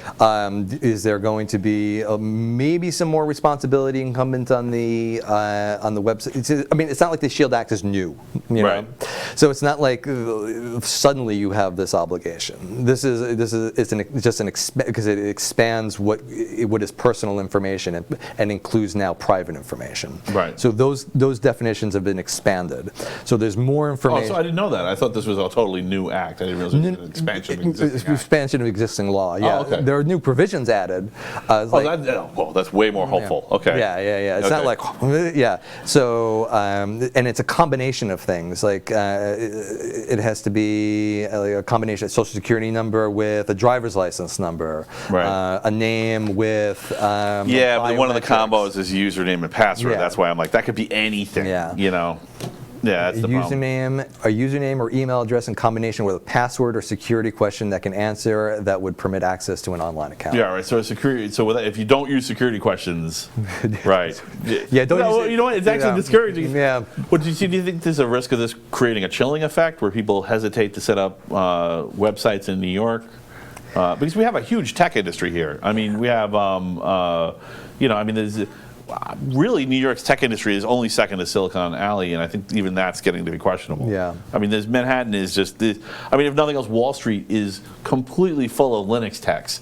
So there's some crossover employment-wise. So there's this massive industry here that could be, So do you think there's a risk of a chilling effect, and if there was, would someone like the EFF step in and start protecting people? I think you can always rely on the EFF to some degree. But do I think it's going to have a chilling effect? Maybe a minor one. I think there's a chance. Of course, there's a chance, but whether it's going to deter the next Pinterest from coming out, no. Okay. Well, that's good. All right. So that's encouraging, and I feel less sad now. I don't know really what else to do because, usually we have depressing and hopeless news here, and this actually sounds pretty good. So maybe we're not doomed yet? No, not yet. There's always tomorrow, right? You never know. Wake up and go, okay, what is this crap now? All right, we're lucky we live in the state of New York. Oh, really? Okay. Why do you think so? Because you can rely on a more progressive politics to assuming funding, right? What's that? There's funding. Yes, there's funding, and I think the progressiveness of politics it makes it less likely for chilling effects to deter innovation. Okay. So far in practice, that's been the case. I've always been afraid that it would turn and people would abuse their power. But I'll give you that. and we'll see. You know, like Right. I like being skeptical. Yeah. Oh, So I think I need to be skeptical of cautious that. optimism. Like I can be cautiously optimistic, but I can't. You know, I can totally. I mean, you know. Again, just look up New York attorney generals, and that's all you need to know. To like, you know, has there ever been an ethical breach in the chain of command in New York? Yeah. There's been quite a few people who are in jail. But we have a good attorney general right now. So. Yeah. All right. So I wanted to ask you about Slick.com. What were you using in the back end? Was it just normal LAMP stuff, or? Oh, what were we using in the background? Well, it's still up, right? Ubuntu web server, Apache setup. Great. Okay. Yeah. Great. So just Apache normal database in the back end, and cool. Is it distributed, or do you have a lot of? I'm talking the technicals now, but do you actually administer it, or is there someone else administering it and you just own it? No, we built it from the ground up. Right. Okay. So you totally know the tech end of this. What kind of code did you write in? Now, of course, I don't want you to out yourself, right? If you know, I mean, I don't love security through obscurity, but like at the same time, I'm curious. Like, you know, is it Python? Is it Perl? Is it PHP. So that question is better. So I did. My friend Ray Hoffman. Do you code, or? I do code, but he's the master of coding. Okay, got it. He is the master of coding, and he built. Credits due. He built the website, the database, everything the ground up before all these prepackaged things were all available to you. Nice. So he's a talented programmer, and yeah. Yeah. Well, you still end up having. You're going to have to learn that either way. Yeah. Because eventually it's going to break, and then you're going to need to fix it. Yeah. Right. Even if you didn't write it from the ground up, you still need to learn more or less how it entirely works. Yes. Different pieces are going to break. Sure. I assume it's reasonably redundant, and like you have lots of web servers and databases and such. Sure. We use DigitalOcean as our hosting company. Nice. Yeah. Cloud computing. You're happy with them? And yeah, definitely happy with them. I mean, their tech support is not. You can't go to them and say I need to update my SSL certificate. You have to. You need to be able to use PuTTY or whatever to get in there and do it yourself. Okay. Yeah. Great. So I have this theory about web technologies. So, I mean, you'll probably grok this in a way. I'll give it to the audience again. I've mentioned it before. At some point, I actually have a cartoon explaining what a Technocrat is for this channel, and eventually I want to do another cartoon explaining this, but I just haven't had a chance yet. But that's okay, because I'm going to need to explain it to you anyway. So, this idea that I have my own ideas about what Web 2.5 and Web 3 is. So Web 1 is just what you think it is. It's just a web server stood up with a database in the back end, and you just get a bigger machine and a bigger pipe when you want more to go through. Web 1.5 is where you're starting to add stuff on to, like, you know, maybe an Apache module, maybe where you're adding in like a device in between web servers, you know, a load balancer to try to spread the load out. Web 2.0 is something built from the ground up to be multi-server and completely redundant in the front and the back. So they tend to be custom code in that case. It's not always, like, kind of sounds like that's what Slick is, right? And that's what most of the tech giants now are, is Web 2.0. So the distinction between Web 1 and Web 2 is like everything's unique to the machines or the locations in Web 1. In Web 2, the data is abstracted internally, and the metadata is also completely internal, but the metadata is available to point to things if you're directly connected to the site. So I'm really interested in Web 2.5 and Web 3 technologies.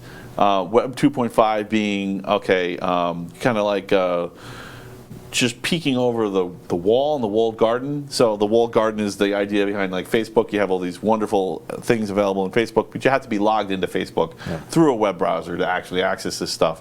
And you have all this energy and this time into your content, but also they kind of own it too. Yeah. And you can only see it under the terms that they allow it to be seen. And so, like, I see the gateway to that is the web browser. And we've actually been seeing some kind of like scuffles now. We weren't really seeing that before in the web browser, where there was a problem with certs in Firefox. They shut off all plugins for a little while, and people have been forking Chrome left and right. There's like a bunch of different forks of Chrome, which is, in fairness, that's maybe the one case where it's Google's writing something where everyone else is interested in it, you know, because they didn't want to deal with the massive Firefox code. So what you can do, the commercial application of this, a good example of a commercial application of Web 2.5 is a little thing that sits in your browser, and literally just when you type something into like Amazon.com or eBay or any commercial website, it'll say, oh, there's a cheaper price over here, right? Right. So that's a perfect example of why a company wouldn't want a Web 2.5 technology to come along if they're a Web 2.0 company.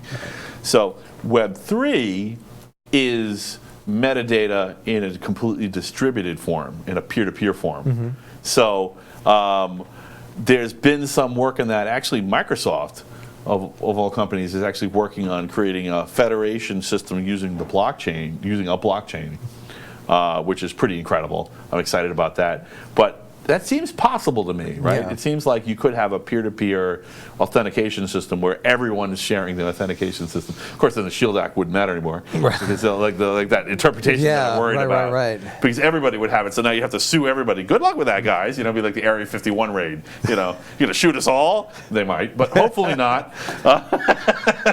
So when I'm curious what you think about this. If do you think that this is important? Do you agree with me? Do you have anything to add? Could you steer me away from this idea? Is this maybe why peer-to-peer went away? Because people realized that they needed, well, it never really went away. It just morphed, I think, into cryptocurrencies. So I think No, it didn't go away. Of course not. Yeah. to me, like in the Web 3 world, you know, in Web 2, you have lots of sites with data, right? So like S3 is a perfect example. So if you don't know what S3 is, it's one of the Amazon.com file services, and it's distributed. They take care of it. All you do is you upload a file, and then based on demand, they'll move the file around and have multiple copies of it all over the world, so the downloads of it are quick. Yeah. Right? So there's many copies of the data, but the metadata is all in the centralized Web 2.0 place, right? Yeah. You got to ask one of Amazon servers, and it'll do its own Web 1.15 and Web 2.0 thing to come back and give an answer. Okay, you're going to go here. Yeah. Right? So in the Web 3, you would go to a peer-to-peer network and say, hey, where do I go? It says, oh, you go here. Like theoretically, you could peer-to-peer DNS. Right? And there's things out there. Yeah. There's things out there already doing this. They're just not popular. So it seems to me like Web 2.5 is just kind of wedging the browser away from the bigger companies and kind of dispersing it using open source and forking. So I'm kind of curious if like maybe this is why peer-to-peer lost some of its thunder, you know, because it didn't actually lose it. It's just all the energy turned around, and the same, maybe even sometimes the same people said, I'm going to work in cryptocurrencies now, because blockchain is the way I can do this.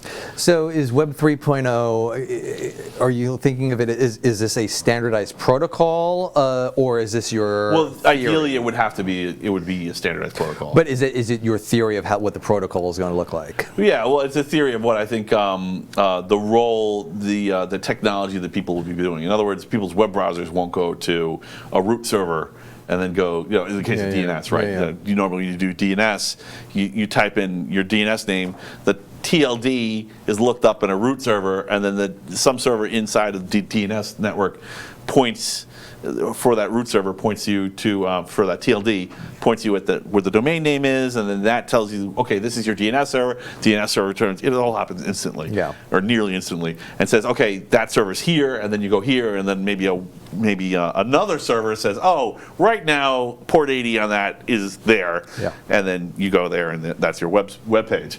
But that could happen in a peer-to-peer network. There's no reason why it couldn't. Sure. I mean, right. I mean, but it's kind of weird to me. Like, why isn't this? I was kind of waiting for this in the 2000s, and I'm like, where's my flying cars? Yeah. You know, why are there no flying cars? I don't understand. Do you think it'll eliminate? I mean, okay, what impact do you think Web 3.0 would have on? It would instantly break up the Facebook monopoly, right? You know, all the attorney generals are now suing. Yeah. You know, are now investigating Google. A bunch of them are investigating Facebook. Yeah. I think New York is also Facebook. Yeah.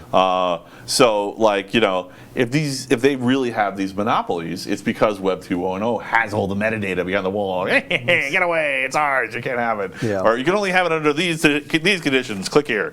You know, and they change every day. You know. Yeah. But yeah, I mean, I think it would. When I see open source, to me, that's infrastructure. That's the perfect use case of open source. Yeah. You know, if this is something everyone commonly uses and it's a really kind of a boring task that everybody understands, maybe it'll help to explain it. I see open source as science. So open source is computer science.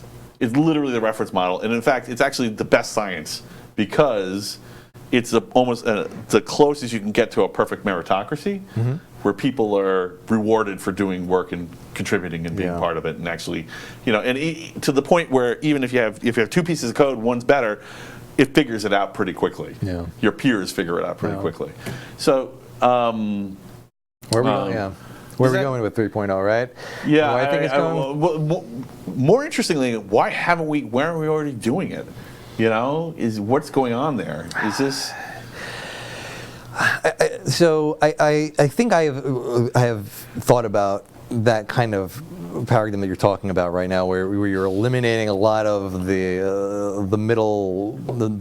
I mean, this was the talk of the town in the 2000s. Yeah, right? Like, how do we get around the NPA? Don't involve them. Yeah, I seem to recall a lot of that discussion, and you're bringing it back to me. I haven't thought about it in a long time, but because clearly it really hasn't been happening. Well, right, and I think one of the reasons that we're having this conversation now, and it hasn't been really brought up, is because the people who understand this went to work for the big tech companies, and they said, you're going to work on this, and it's not that. You know, this is Web 2.0. They don't want you working over here. They want you working here, and I think maybe why they did that. Now we're getting conspiratorial, right? You never know what people are thinking, but I mean, we used to think about like why eventually, even in the mid 2000s, well, our computers are gaining the capacity, speed necessary to begin eliminating web server farms. Right. I mean, companies like Amazon can't function unless they have half the desert filled with servers, right? So we're still there. Right. We haven't. It's really abstracted, but we're still there. It's still just container after container after container of servers. Yeah. I can't host Slick by distributing it. We're still stuck with like this idea that we need network. Right. You still have 1 or 2 or 3 or 4 DNS servers that are in a place. Yeah. And if that place goes, you're gone. Right. Yeah. So I think that we're heading in that direction. I agree with you. Okay. Probably another. I'm optimistic. So maybe 5 to 10 years. Yeah. Well, 10 years is for me, 10 years is the bad one. Because whenever someone says 10 years, that means never. So hopefully 5 years. Hopefully 5 years, people. I just don't know. It's really encouraging to see these browser fights. Yeah. Because I think that's a sign that we're headed in the right direction. That people are, kind of like back and forth and like, why are you controlling all this stuff in the browser? Because a lot of it is like, you have the Apple model, right? Like looking at phone operating systems, right? You have the Apple model where everything's certified in the Apple Store, and they literally the entire operating system and all the apps you can run on it are a rights list. And then you have Android, which is kind of like, do whatever. Yeah. Just don't touch these files. Yeah. So I'm more for the latter. I don't really. Sure. What do you think about that? Actually, this is kind of this will help maybe to gel this conversation. What do you think about locked devices and jailed devices? I mean, if you buy a thing, you buy a phone. Yeah. I mean, sure. It's if it's part of a contract, and the contract says we control your phone. Yeah. Fine. I understand that. And I actually have a locked phone at the moment that is part of a contract because I got a big fat discount on it. Right. But in the past, I've actually had unlocked phones and probably will in the future. So, what do you think about having to jailbreak your own phone and having to do that, I used to love the idea of jailbreaking iPhones. Right. And I think that might have been one of the motivating factors I had of buying an iPhone back in the day, Right. Just so I can jailbreak the thing, because I Right. thought that whole idea, it's kind of like I just want to do it because I can. Right. I mean, Yeah. all these bizarre applications on the Apple III that never should have been on there in the first place, and it was really cool to make that Apple do something that it was never meant to, or never really meant to do. Right. It's kind of like Well, that's like the Linux theme song practically. Well, that's the old Unix mantra. Yeah. Using things in unintended ways. Right. Right, So. which is funny anyway, because I mean, Apple is really just Linux anyway. Right. Yeah. Yeah. If you don't know OS X, well, iOS is different. iOS is its own thing. Right. But OS X is like 50 to 60% Linux tools. Right. Underneath. If you know Linux and you go down to the command line, you'll be like, oh, I know what this stuff is. Yeah. Yeah. And it was cool. I mean, it was like the Linksys routers that you were able to hack and put on your own operating system on. Right. Boost the power from But I mean, should they even be? I mean, this is coming up more and more now. Like this is coming with cars. Yeah. John Deere and GM are the big spearheads of this. Yeah. Not even be able to do diagnosis on your own car. You have to go to the authorized dealer. Yeah. And I mean that's and then they recently there was a law that was passed with there was a security exception made for that. But like why? Why do we even have to? How is it? It just seems conceptually, morally, not legally, but ethically, it just seems insane to me that you would have to ask permission to modify your own device. Yeah, it's crazy, right? Yeah, I mean, even if it's software, I mean, it just seems like an abuse of the obfuscation of source code, right? It's just which is just a side effect of optimizing computer languages, right? You have to compile a program into binary, and then you can't really see how it works. It's in a language the machine understands, not you. Right. Yeah, and and this has been something they've been doing since the 60s. They use that to, particularly with C, but eventually lots of languages, to obscure what you could get out of a particular language. And like you can use reverse compilers, but they're always touchy and they don't always work. Yeah. So you can't always tell what your program's actually doing. And it just seems crazy to me that to use that as an excuse to not let someone actually use the equipment they already own. I know. I mean, it's like those buzzwords that appeal to politicians, right? I mean, the thought that if I just push a button, I can make my John Deere do donuts and things like that. Right. It might be. Well, farmers they have a business too. Yeah. If they wanted to do donuts, there may be a damn good reason. It might be. I think so. Like crop circles. Yeah, crop. An enhanced revenue model. Right. Why else grow corn except to make crop circles? Nice. Yeah, I mean, who knows? Maybe it's John Deere doing that. Everyone's asleep, and the tractor comes out in the middle of the night, draws a crop circle, and goes back in the barn. New conspiracy theory. There you go. But no. Only here on the Technocrat Live. But I just don't. I don't really get it. I don't understand why people. So to me, that and this is all ties together. It's just kind of the same problem over and over and over again. When you have I think there should be a physical switch whenever you have a physical device, if it's internet connected, to shut the internet off. Yeah. I don't understand why there's no law, right? Encouraging this. This seems like it would be like a no-brainer. It's probably along the same lines of the early online free speech cases. Where I think that there's this technological divide, and this is not like I'm not breaking new ground here between politicians and and the reality of technology. There was a Ted Stevens, A Series of Tubes. I think I put it in my notes. Yes. The internet's a series of tubes. Look it up. It's funny. I mean, Ruth Bader Good memes. Hey, Ruth Bader Ginsburg, go ahead. No. Ruth Bader Ginsburg ruled against Grokster and MGM v. Grokster. One of the most progressive, liberal justices we have. Right. Voted, sent that case right back to the Tell me more about that case. MGM v. Grokster. Grokster was a file-sharing network and was litigated all the way to the Supreme Court. The issue was, can the movie industry sue Grokster on a certain number of legal grounds? Right. the Supreme Court wasn't a matter of innocence or liability or not. It was whether or not they could be sued, not whether the merits of the case were valid. So I forget. I think it might have been a 6-3 decision or a split decision or whatever it was. It was. The Supreme Court ruled that because that Grokster could be sued. Now, again, no merits on the case, but could be sued by MGM Studios and the MPAA for copyright infringement. Once that happened, Grokster settled, and that was it. Okay. I think it was some extraordinary amount of money, $100 million.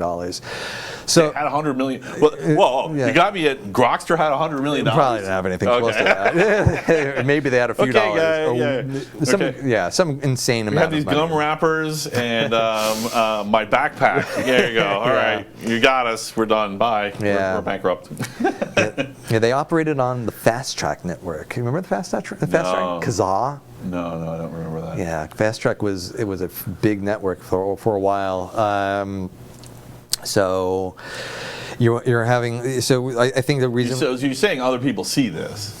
Yeah, I mean, it's easy, it's easy to get politicians behind this stuff. So unfortunately, I think it may be improving. It has improved in the First Amendment realm, at least, because like I was saying, started saying before, there were the security exception for the DMCA. Right. That's part of it, but in just in general, free speech issues online, there was this. Well, free speech online doesn't count. Like that kind of attitude, judicial attitude. This doesn't count. This pressing doesn't the count. fuck you. All right. Yeah, this doesn't count. All right. It has to actually be printed on paper. That's what's protected by free speech. Right. People protesting, that's protected free speech. This is internet stuff. It's good stuff. Yeah. Yeah, well, that's what they're doing. You know what? I think that's the standard FUD mode of operation because that's exactly what they were doing to Linux back in the day. I've laughed because I've seen it a couple times since in other areas and the same exact FUD playlist. That's just kid stuff. Yeah, right. So it's like that Gandhi quote. First they laugh at you, then they fight you, then you win. Yeah. So first they ignore you, then they fight you, then they laugh at you, then they fight you, then you win. Yeah. Right. So it's the laugh at you stage. So we're being laughed at for wanting to modify our John Deere tractors, right? Yeah, now. right. Yeah, I mean, it's just I just see. I mean, so DARPA's come out on this. I don't know if you know this. So I talk about this practically every episode, just because it's the easiest to understand and it affects everybody because everybody owns a vehicle. Almost every vehicle is connected to the internet, And DARPA actually came out and funded a study where they proved that you can actually remote control, hack one of these machines, typically through the telematics unit, which have lots of vulnerabilities and typically just run Linux or something underneath. We know Teslas are all Linux underneath. We know Jeeps are all Linux underneath. Chryslers, I should say, are all Linux underneath. And there's more. And I mean, you could just, it really, you should be able to just have a switch and you just go click and shut the internet off and it's off until you physically move that switch again. I just don't understand how it hasn't gotten there because, we're vulnerable to a terrorist attack. Yeah. I mean, like a lot of, some of it's normalcy bias. Right, so we're like used to this idea that nothing's happened, so nothing will happen. Right. Nobody's gonna hack someone's car because they're gonna die and they're gonna go to jail for murder. I mean, I don't know if it would be murder, or manslaughter, or murder 2, or whatever, but something really bad, long jail time, lots of money. Yeah, and just one of the two. They're going to go to jail for one of those things if they hack someone's car and they die or they get really hurt. It's going to be a huge lawsuit for civil lawsuit, and so nobody wants to do it. But that doesn't mean there aren't people who aren't willing to do it, especially overseas. In the cyber war, they could own your car, and it's crazy to me that no one's upset about this. And of course, what we're just talking about in the news, sometimes there's mistakes in code, and the code has to be patched or machines get hacked. And that machine, it doesn't matter if that machine's a computer sitting in your desk or the computer sitting in your car. It still needs to be patched. Anyway, so. No, I think, I don't know. And it may be hopeful, and I'm hoping that the web browsers will hook back into this and we'll get some web, I'm really I think it's important to defend Web 2.5 technologies because, even if it seems like they're profiteering, because of course there was lots of that in the 90s, in the 2000s, where there were companies that made a killing. You know, I mean, like Kim.com made a killing off a mega upload, you know. But like, I'm not mad at him about that, and I'm glad he did because it pushed things forward. Yeah. You know, and you know, someone's going to make a killing, you know, redirecting people to cheaper websites when they go to Amazon.com. That's not my problem, right? Am I wrong? No, I don't think you are, but you did stir a memory in me about Kim.com. Right. Because he's still fighting extradition. Yeah. He's still in New Zealand. Yeah. He's still fighting extradition, trying not to come to the United States. Yeah. Of course, they're going to railroad him if he does. Yeah. Do you have any feelings on Snowden? Do I have any feelings on Snowden? I think no real passions about Snowden. Right. No real passions about him. I'm glad that people like him exist. Right, me too. I think, but as far as anything more beyond that, I think. Do you think he's being treated fairly? Do you think he'll be? I mean, is there a problem with us trying to get people from other countries who are not citizens because then they don't have the legal rights of United States citizens? You know, like if you're a citizen, you have the whole Constitution behind you. If you're not, you don't. Right. You know, you're a usurper, an outsider, Yeah. which was not really a problem when you actually had to get on a boat and come here. Sure. But now it's a problem because we're all in one room together, like this. Yeah. Maybe punching at each other, you know. Yeah, I mean, did he do it? He didn't do any. You're asking, you know. I don't know. Regardless of whether he did, what he did was some sort of state violation or what he did was a war crime or a war crime level event or not. You know, I mean, isn't freedom of speech? Aren't we better off protecting freedom of speech even when we're not sure? Yeah, I mean, even when it hurts, you know. Even when it hurts, when absolutely. it doesn't do. I'm a little nervous because he hasn't been in public. You know, he was holed up in the Ecuadorian embassy for like years and years and years. And, right.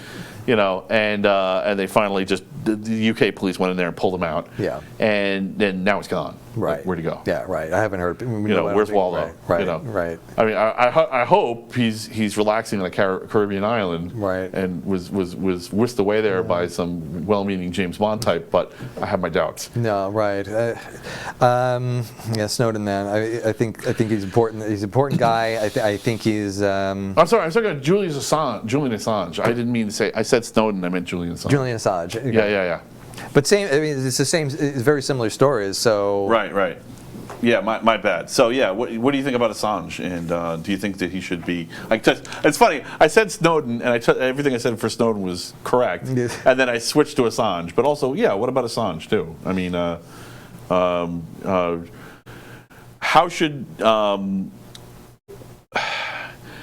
what level of lawmaking needs to be made to protect people like that in speech? Because it seems like if the states do it, it doesn't do anything. Yeah. You know what I'm saying? Because normally the way that these things work is a state makes a law, there's some economic benefit, everybody points at the numbers and says, look, Massachusetts is doing it right.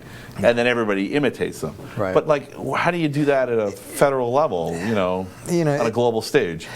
It's almost like vindictive because I don't think Assange or Snowden did anything wrong. I don't think so either. They exposed ugly secrets. Right. Criminal secrets. Important secrets to being able to be part of a democracy. Right. Because we need to know that stuff to make decisions about who to vote for, what policies to vote for, what works, what doesn't. I mean, how can we govern? Yeah. How can you be pro-democracy? You know, I have an axiom, and I don't know. I'm not 100% on it, but I'm like 85, 90% on it. I've been saying it because I'm challenging people to challenge it. I don't think that censorship and democracy are compatible. I don't really think, you can, there's probably a function of time. It doesn't always happen right away. Yeah. But if you allow censorship over enough time, that you're going to get into a situation where it's no longer possible to have democracy. You can't have it. And I'm talking about republics too, for the sticklers out there. You know, they're included in democracy. It's just a kind of democracy. So. Yeah. Okay. No, I agree with you. They can't have the censorship needs to. Yeah. These are really hard issues, and the problem is, again, the politicians, they don't even understand. Right. All they're doing is signing boilerplate laws that are being passed to them. Right. And the company that wrote it might be good, they might not be good. Right. How are they supposed to know? Right. How are we supposed to? Yeah. I mean, maybe that's the flaw of the republic. You know, they just if you get wealthy enough and out of touch enough, you can't really connect. Oh yes, please. Coffee. Oh, I'm good. Okay. Thank you. Okay, so well, I'll move on. I don't want to beat a dead horse, but so what do you think about deepfakes? Have you any opinions on them, or? Yeah, I do have some. They're wild.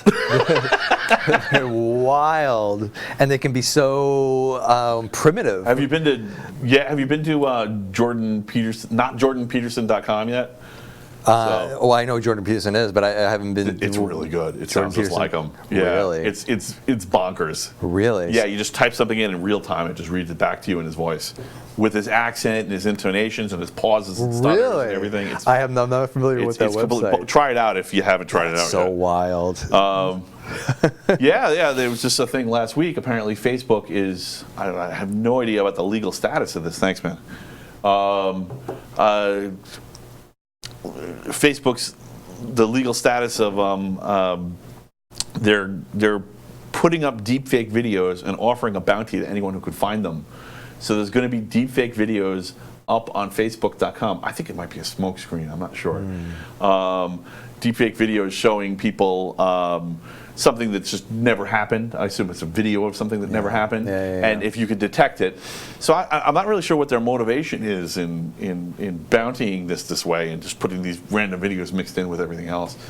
It's going to be really wild with because videos are. I mean, how can we have a democracy like this, right? Because if it's a head of state, what now you think something's not true? That absolutely, it's like the ultimate fake. It's not just fake news; it's the ultimate fake news. Yeah, right. I mean, you could just get people running right off a cliff. Right. You know, for something that's completely not true. And I'm also thinking, like, how are you going to prosecute? Right, based on video evidence now. Right now, you're fine. Right. 5 years from now, forget about 5 years. 3 years from now. Well, one of the things. So one of the secrets with this show. So some people have asked me why I'm doing a live show, and one of the secrets with the show is I kind of thought about this before I started the show, and I said I want it to be a video show and I want it to be live, because at least I'll get deepfaked last. So, this is real, right? I mean, it may not be the perfect conversation, but this is legit because you could have been watching it while we were having it. Yeah. But I mean, like, in a few years, you're not going to be able to trust anything but live video. And at some point, maybe not even that. Well, I mean, someone will be out there making me say something else. And if I'm a defense attorney and I have a client who is on video committing crime XYZ, well, now maybe I can go to company XYZ who specializes on deepfake videos. Change that video around and present it to evidence. Hey, look, what are you talking about? That's not my client. My client is helping the victim here. What are you talking? My client is a victim. Switch their faces. Right, or something wild. The defendant was beating him silly. I mean, go to the jury. Can you really trust this video? Yeah, obviously not. The sane answer is obviously not. So, right. Well, this is the question where everything's going. Is if you're not questioning everything yet in the universe, wait, there's more. Is custody, right? So, I mean, ultimately, how do you know where something came from, right? Yeah. So, this is one of the things I really want to see reform. I have a lot of problem with the press, and I've had pushback on that before, and people have been like, no, the press is great, this organization is great or that organization is great. I'm trying to avoid getting into which one, but. I mean, retractions in the web are a huge problem, right? Because they don't necessarily have to publish it. They retracted something. Yeah. They can publish a page, and then an hour later it says something completely different. Yeah. I think maybe there should be some kind of legal requirement for retractions. What do you think? I think no. Or is there a technological solution to that? Yeah, that's reading as many sources on the issue as you possibly can. Yeah, right. Yeah. So I think I might have it. So I have a website, civgene.matthewnuhall.com, and where I have a bunch of novel scientific theories. And I was afraid that someone might say, "Oh, you changed what you said," because I was trying to make predictions, right? Like it's not all predictions, but there's a few in there. Yeah. And I'm trying to say, okay, this is going to happen. So what I did is I take it all into I take all the files and I put them in one place and I put them up on GitHub. And what I'm thinking is kind of like an early, crude version of Web 3.0. Okay. Yeah, where you have everything's checksums and it's checksums cumulatively. Right, like Git normally does. Yeah. So I can't go later on and change something. I never said that. Right. Obviously I did. It's in there. All you have Yeah. to do is know enough about Git and you can extract it and see what I did. Oh, that's a cool idea. Yeah. So I mean, any ideas how would you go about getting the press to start doing this? I mean, there's something like it with Everpedia. So Everpedia is a blockchain-based, like a Wikipedia, but instead it's on a blockchain. So Yeah. theoretically, you at least can see where the retractions are. Right. So that's a start. But Yeah. most people don't know that. Like I can No. tell go check out Everpedia. It's pretty cool. Yeah. That's all I can do. Sure. Right. How do you get the media to do that? Well, you don't get the media to you get them want to do that, right? I think. Yeah. That's How do you carrot them? How do you carrot them? Yeah. How do you entice the media to want to be a better organization, right? Right. It seems like there's no consequences for fake news, right? Like everybody yells and stomps, but everybody just normally picks up their own political flag and just waves it, and they don't worry about what the system being healthy. Of course, no. I want a healthy system. That's what I'm after. I don't care about your stupid ideology, whatever it is. Because the truth is, if we have a healthy system, facts will lay bare what's obvious. Right. Right. I could start a website tomorrow, a news website, purely fake news. Right. Cast, a crew, everything, right? Oh, hell. And it would be perfectly I was legal. born here. Yeah. That's going to be great. It would be fun, actually. Yeah. It may be profitable, too. Aliens from Mars. Just tell people whatever they want to hear. Absolutely. Yeah, your mom is wrong. You don't have to clean your room. Yeah. It's not snowing outside. It's beautiful out. Look out right out the window. Glorious peace. Evil is good. You start a revolution just from your show. Yep. I just millions of hackers going yeah. Laugh with me. Oh, the power. Yeah. So I don't know what to do about. I know what could be done. I have the technical solution, but I don't know how to get the social movement to get people into. Get people interested in it. You think those media companies aren't interested at all? Or there's no traction at all? Well, I think they want to look like they're honest for sure. Nobody wants to be accused of being a liar or dishonest. I don't know. I don't understand. It happens. I've caught it a few times. I don't have to say it today, but I've caught it a few times where I go back to a page and it's slightly different, with alterations. Right. And I don't blame them for wanting to change the story to be the newest version of the truth. Right. And this kind of happened with the asteroid. Actually, I do have the asteroid story. I have two different sites that say completely different things. Yeah. How the hell am I supposed to know what's true? Yeah. I don't have an insider at NASA. I guess in the old... it seems to me like maybe it's become too centralized. Maybe then the media companies need to be broken up, or at least they need to be more localized. Because it used to be like that. There used to be newspapers all over the place, but of course they all went out of business, and that was the last really local element of news. Right.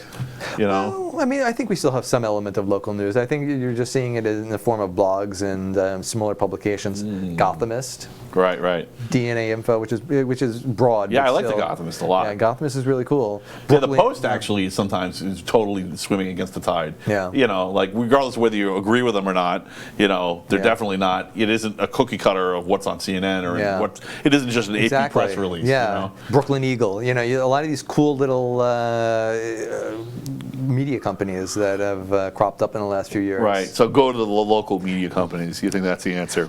It's a start. Yeah, that's a good. I like that. That's a good answer. Yeah. Thanks for the encouragement. Whew. All right, we're not doomed. Well, not quite yet. We're getting there, but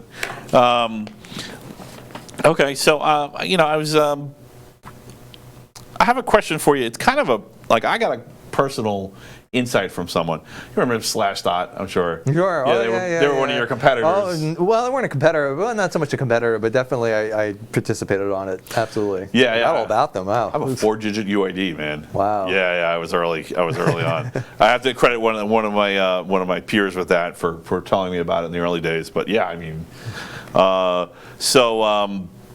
but they got bought. This is not news. All right, so they got bought in '99 or 2000 or something by Andover.net, and I think it was that there's been a lot of transitions to them, but I think that was the last one before Commander Taco left and all those.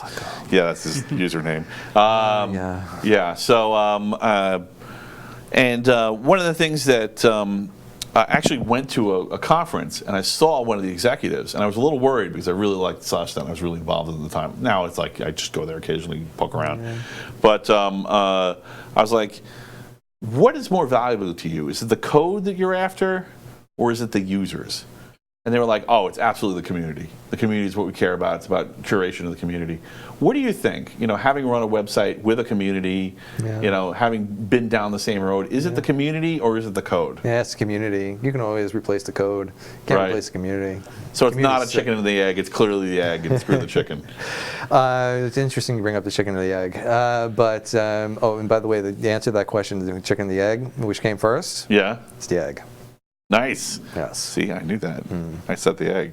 50-50 shot. I got that right. I got it right.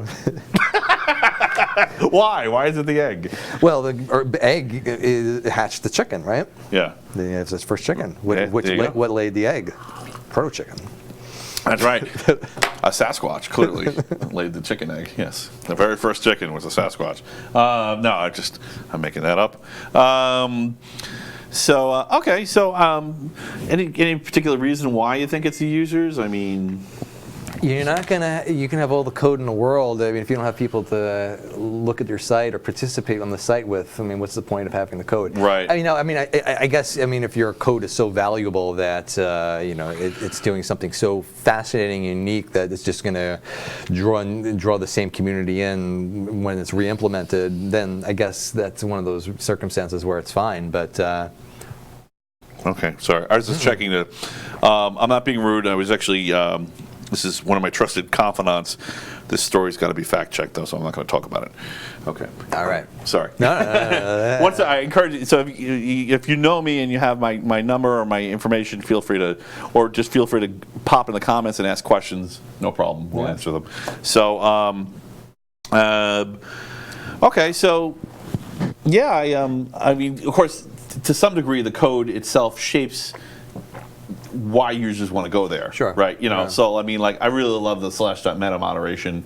I was like, this is going to become something great. And then, of course, you know, it's labor, right? You know, you have to go in there and do the work to do the meta moderation, and you got to care to do that. And if your enthusiasm wanes, and that happens across the band of users, and the users leave, so then wasn't it the code's fault that the users left? You know, so, I mean, and not really so much what comes first, but what's more important to the perpetuation of it. Yeah. You know. Yeah. But I guess there's no real like right or wrong. No. I don't think so. But I always remember when we would get on the front page of Slashdot, you always saw that bump in traffic. It was like the Reddit of its day. Right. I got Slashdotted. Yeah, I had it. So I actually when I finished my book and it's kind of a weird story. So I got edited. By people I knew. So I said, hey, I have a book. And everyone said, this is mistakes in here, because I had just released it online. I just wrote it and released it and didn't have an editor. And they're like, there's mistakes in here. I'm like, well, tell me where they are and I'll fix them. And I just kept saying that, and people kept sending me, at home I have a pile, I don't know, from the table, like up to here, just transcripts of the book with edits in them. Yeah. So it was like the first community edited book. Yeah. And so there was this kind of this, I don't know why I got into this. Oh, anyway, so I was bragging on Slashdot. I said, I have the first community edited book. Well, first community edited fiction book, to which someone replied, no, Wikipedia. But so maybe on the second after Wikipedia. And and I got Slashdot, obliterated my server. There's just a smoking pile of ash. And actually, I didn't even know at the time, because I wasn't that versed yet in tech. I wasn't that good yet. Yeah. But apparently there was a flaw in Apache where it could never have handled the traffic on a single machine if I hadn't patched for this. So I was doomed from the start. Yeah, I remember those being. They call it Slashdotting. Yes, those were issues back in the day. You getting knocked off the internet because you had too much traffic. I do too fact check. I have URLs to all my. Anyway, that's my answer to someone's question. Someone says, "Since when do you fact check?" I do fact check. So, yes, actually, so I had someone challenge me on one of my stories. So I always have URLs for all of them now, so you can go look it up and all right, that's not what it really says, or of course, all this stuff good luck, Yeah. Okay, so I'm curious, what do you think about, do you know what the ZipF distribution is? So it's this idea where it's a formula that seems to appear in nature, the Fibonacci sequence. It's like something like that, or pi, where you see it occurring a lot. Yeah. And one of the places that it occurs a lot is in cities. In particular, New York is roughly twice the size of the next tier of cities. So, like in the United States, this is just one example. This happens in a lot of different countries, and it just happens over and over and over again. So New York is 8 million people, and then there's a tier of cities that are like 3.5 million people, 4 million people, right. And there's another tier of cities. There's only 3 of those, and there's a tier of 5 or 6 cities, yeah. and there's a tier of 12 cities, and it's like it almost forms a pyramid naturally of It seems to me, I was thinking about something. This is just completely off the wall, but I just wanted to have a good brain on this. Okay. I really just wanted to. I'm curious if this is something that happens in social media and the network effect. Specifically, I was thinking about PewDiePie, and I've noticed that whatever you think about him, it doesn't matter. But he is clearly a superstar in a way that no one has ever been on the history of the earth. Yeah. I mean, he's got 100 million subscribers. I mean, the typical ratings of a lot of news agencies are between 1 and 4 million people. Yeah. I mean, this guy, the reach he has is incredible, mind-bending. Yeah. And the next group of people, as far as like social media superstars, are almost seem to follow that ZipF formula. Interesting, yeah. Right? It almost seems like there's a pyramid forming. Yeah. And I'm wondering if this is where is this coming from? Is it wired into our DNA? Is it wired into our genetics? Right. I mean, is this just monkey stuff where we're looking for the leader and he's top ape, okay, we're gonna follow him. But then, I mean, PewDiePie's not my leader. No. So, what? I mean, he's not bad. He's just not really my cup of tea. He's a little, but I mean, of course, to have the broadest appeal, you absolutely have to appeal to children. So, like I know this thing will just top out. Sorry, folks, we could never have more than a few million viewers because there's just, if you don't include children in your demographic, you're never going to have it. I don't really, because I mean, I'm not against children. I just don't think they're going to be interested in these harder topics. Right. But he does. He plays games, so it's really accessible. Even if he talks seriously for 5 minutes, most of his. So I'm just wondering if there's something to that. If anyone has any insights on ZipF and why that happens, I'm probably mispronouncing it, but when you learn things by reading, that's what happens. So one of the things that happens with cryptocurrencies. And this is something that comes up. So, doesn't come up with Bitcoin, but comes up with a lot of the other cryptocurrencies, in particular Ethereum. So, Ethereum has, I don't know, do you know cryptocurrencies well, or? Well enough, I might be able to stumble through this conversation. Okay, all right. So, I'll give you some background so you know what I'm talking about. So, one of the features. Oh no, I did it again! I did the air quotes again. One of the features of Ethereum is that in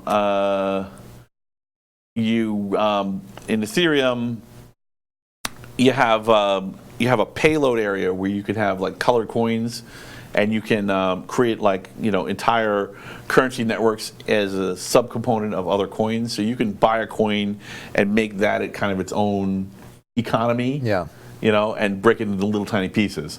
So you get that a lot, and it boosts it. But one of the disadvantages to this is you have this enormous data field where you can write all this data and put all this stuff in an Ethereum itself, in the Ethereum blockchain, which could make it slow or fast. And you can argue about whether that's good technically or bad, but I think that's a solvable problem. But the part that isn't a solvable problem, and something like Litecoin or Bitcoin, there's very little data available. And there was a thing a few years ago where someone claimed, oh, well, now we have to shut Bitcoin down because I've uploaded porn into the Bitcoin blockchain. Mm-hmm. But it was not really porn. It was just like a URL, essentially, Yeah. right? And because the data field, the data typing was so strict. Yeah. But in something like Ethereum, it's not strict. So you get this kind of like this thing where you have a poison well, where you can literally put something that makes you have to change your mode of operation into the data. This is something that can happen with Git too. And I've tried to warn businesses about this. They just laugh at me and say, that never happens. But theoretically, a disgruntled employee could upload, the Loki spirit of things, upload junk, illegal junk into your Git. And if you don't know about it and operations proceed for a while, now you have to go back and pull that stuff out of your Git, and you have to shut everything down while you're doing that. Yeah. So, and I mean, of course, in the case of Git, usually it's just a handful of people. But in the case of cryptocurrency, you can't reverse all those transactions. No. It's financial ruin. Mm-hmm. I mean, you just shattered current confidence in the currency. So. I was thinking about this in conjunction with what we were talking about before with like how you download one thing in a peer-to-peer system, and you end up getting something else. Yep. It would be disguised as something, or, and then they solved it with the hashes, and that was one of the reasons I think this is kind of still the evolution of peer-to-peer. What do you think about poison wells, and specifically, do you see that technique being used anywhere else? Do you see this as, I guess when you're dealing with metadata, do you have to use narrow use cases all the time, or is there another way to solve this that I'm not seeing? I don't know if there's another way to solve it. I mean, can we just say, okay, poison wells are not valid, we don't care what junk you upload into this blockchain? This is the problem with having illegal knowledge, right? Carnal knowledge. You're always going to have poison wells. Poison wells are like part of the culture. You're always who's going to be the poison well club, right? Right. There's always the poison well. People want to be the poison. Let's have an adventure. Right. I mean, who wants to be in the poison well club? And in a way, maybe even this is I'm probably going on way dark territory here, but in a way, it's almost like mass shooters are part of this. They just want to be like, oh yeah, I'm going to be part of the media cycle, and they want to poison that well. Yeah, I wonder about the psychology of that, whether that's actually a play or not. But the Charles Manson's a superstar. Everyone's obsessed with him. There's been movies on, Natural Born Killers kind of dealt with this. Like, what is it like when killing people makes you a superstar? So it's definitely part of it. It may not be the most important part, but yeah, I mean, you're dealing with a psychology at that point that it's easier. It the same thing, or? No, you don't think so? No, I think the poison well is something that someone who is not a psychopath can maybe see themselves having a little fun with. Right. There's a difference between mischief and treason, or murder, mass murder. Right. So you're going to stop the poison wells? Right. No, not until Tay and the rest of the AI. Nice Tay reference. Good job. Solves the problem. Right. Yeah. Well, I mean. It seems like if we could solve the poison well problem, then maybe we could, You're solving the humanity problem. We're solving the humanity problem, right? Well, I mean, in a way, it's the Byzantine general's problem is the Bitcoin is the solution to that. It's a solution to a computer science problem. And this is one of the things I tell people when they're like thinking about maybe investing in cryptocurrencies. I'm like, it's very rare that computer science problems get solved.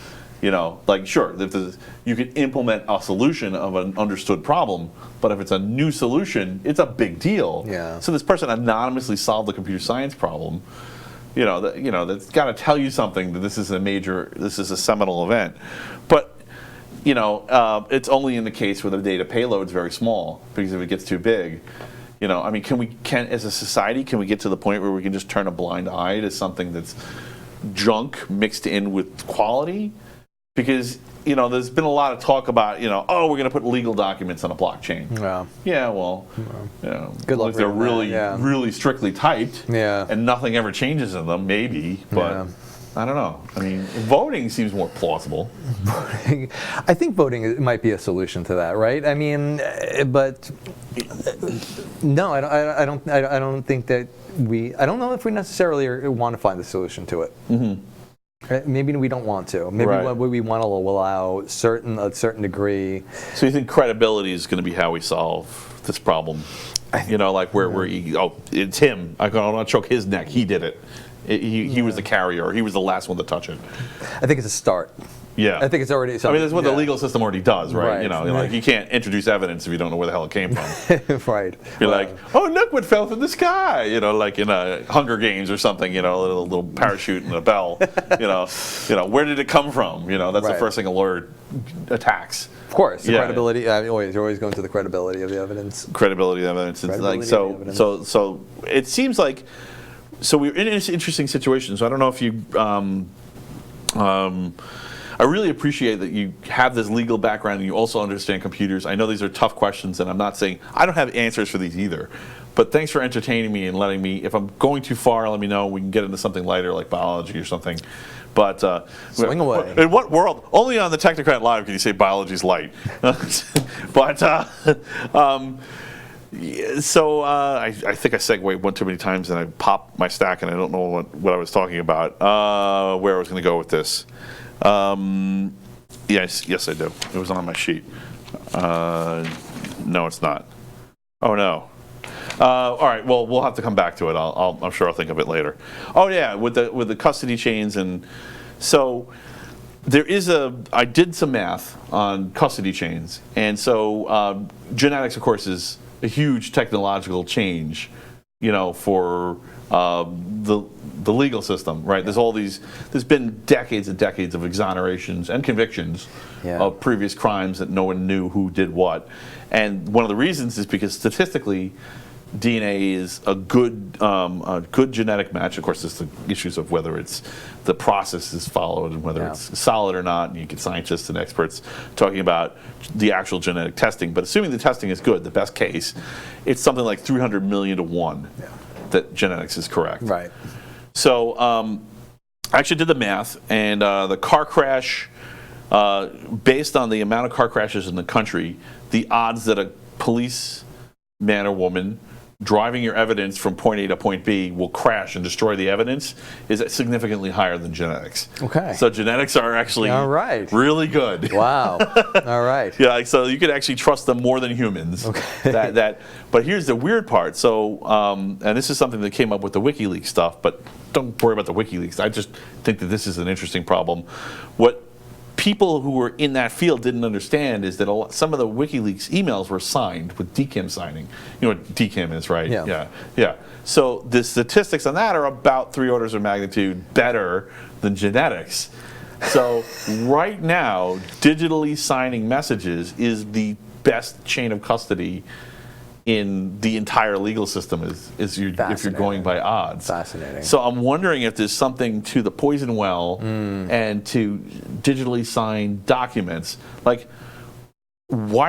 is it just because the law literally says you have to have a paper document? Is that why we're not digitally signing all legal documents at this point? You know, that's interesting because the law actually does say that a digital copy is as good as the paper copy. Oh, it does? Yeah, at least in the state of New York. I didn't know this was settled. Okay. Yeah, in New York it is. This is good info, yes. Yeah. I'm going to quote you on that. So yes. No, go for it. Okay, cool. So digital copies are as good as the original. And what are the conditions of that? How does that, is there any gotcha there? Or, I mean, like, theoretically, is it a grainy photograph as I'm running by at 100 miles an hour? What's the standard for knowing that this document is as good? Because, of course, we have the deep fakes, right? Right, They're coming in from the side now, possibly threatening that. So I could say, let's say there's a physical piece of paper, and I say, Matt, is this your signature? And you'll look at it, and you'll say either yes or no. Right. I take the digital signature, whatever condition it's in. Matt, is this your signature, yes or no? I can't tell. You can't tell.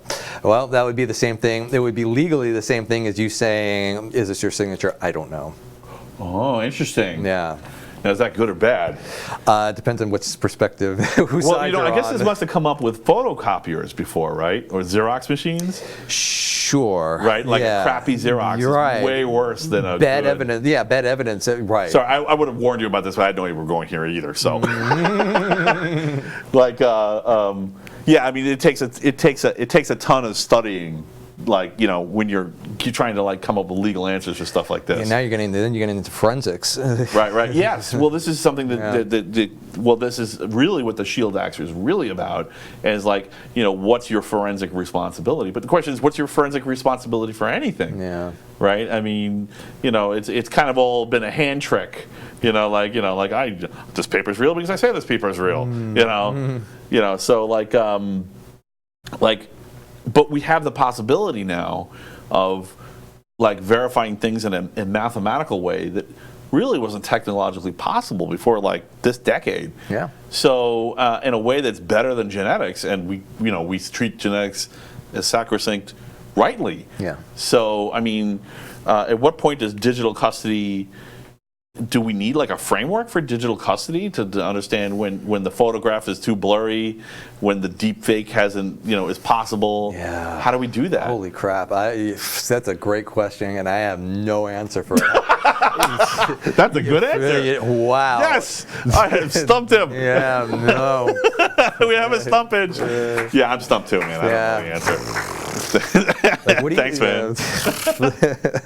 Yeah, I don't really know either, and I hope somebody else has an answer, and somebody watches and goes, "Oh, I know that," and then codes something genius, and maybe it'll be the same singularity that coded Bitcoin. I don't know, but Satoshi, if you're out there, we need you. Come back, Satoshi, come back. Ooh, we need some more code for us. All right, so I won't sing anymore. I promise. So, what is rent cement? Rentcement.com. Give you something more concrete. Oh, wow. Nice. You see that? That was good. I'm on my third cup of coffee when I can come up with puns like that. Oh, Lord. So Rent Cement is a website that tries to make housing law a little bit more accessible. Mm-hmm. Tries to make the analysis of housing more accessible and the steps that people, tenants can take to learn a little bit more about the public resources, databases, information that's very readily available, collect that information and make a informed, smart decision about not only the place they're thinking about renting, the places they do live in, the places they already are renting. Nice. Yeah. That's excellent. Yeah. So how do you get the information onto the website? Is it all pulled from public records, or? So I know there's some there's some level of information available in public records that maybe everyone doesn't always realize. Yeah. Having been through the housing process. So Rent Cement is not a interface to the data. A Rent Cement is more of, kind of like Slick in a way. It's an informational blog, it's a community. news community website. Discusses say I'll go to an individual building, a building that's under construction, and I'll take a couple pictures of it, and then outline the analysis of what I would of how I would proceed to determine whether or not this building is rent stabilized or not. Okay. So going into the public databases that the city runs, the repository is, okay, you go to this website to see is there some kind of agreement between the owner and the city that subjects the building to rent stabilization. Right. Going to another database to see how many, if any units have ever been registered as rent stabilized. Going to other databases. So you're just piecing together all these data sets to hopefully come up with some kind of answer. Right. Okay. All right. So you're really just focused on the point at which the building itself becomes stabilized. Now, Isn't there different kinds of stabilization? I thought there was also a per apartment stabilization. In other words, a person or a family had been living in an apartment for a while, and they become stabilized because they had become regular tenants there for however many years or decades or whatnot. Yeah. So how are they different? So there's one rent stabilization law. Right. Now there are different ways that you can get to rent stabilization. Oh, okay. So it could be per building or per apartment. And it's a little bit of a misnomer when I say a rent stabilized building. Right. Because there's no such thing as a rent stabilized building. Right. There's rent stabilized apartments. Okay. And there's no such thing as rent stabilized tenants either. Okay. It's a colloquialism. At this point, it's a colloquialism that everybody understands. When I say I'm a rent stabilized tenant, Right. everybody understands what you mean. Right. Or You're saying in an apartment which is available. Right. For that. Right. Exactly. So, but yeah, to your point about there's something called succession rights. Okay. In rent stabilization. Right. Where if you live with the tenant for a certain amount of time, the tenant vacates, you now become the rent stabilized tenant. Oh, okay. Yeah. Okay, so that's so like it was like a family, like a father-son. Yes. Yeah, and the father passes away. The son, if he was living with him, would be able to apply for that. You don't have to apply. You just are. You just are. Oh, You just okay. are. Interesting. Yes. So it's like copyright. Everyone thinks you have to do something, but no, it's already copyrighted. Yeah, you know, now the owner might have a different perspective on that and try to evict you, but Do they curl their mustache no, always when they do they're it? curling something. Oh, God. But yeah, so and interesting that you mentioned family, because family is a very broad term in the state of New York. It's not Okay. just biological. Okay. You can be living with somebody for a certain amount of time and have a family-like So there's relationship. like almost like a common law family. A family, yeah. If what you mean by common law family is like having a family-like relationship, like you're intermingling funds, you do family Yeah, I didn't barbecues. I didn't mean like boinky boinky. I mean like you're around, you're making dinner, they make dinner. Right, yeah. You're in that space. It's where you live. Right. Yeah. How do you do?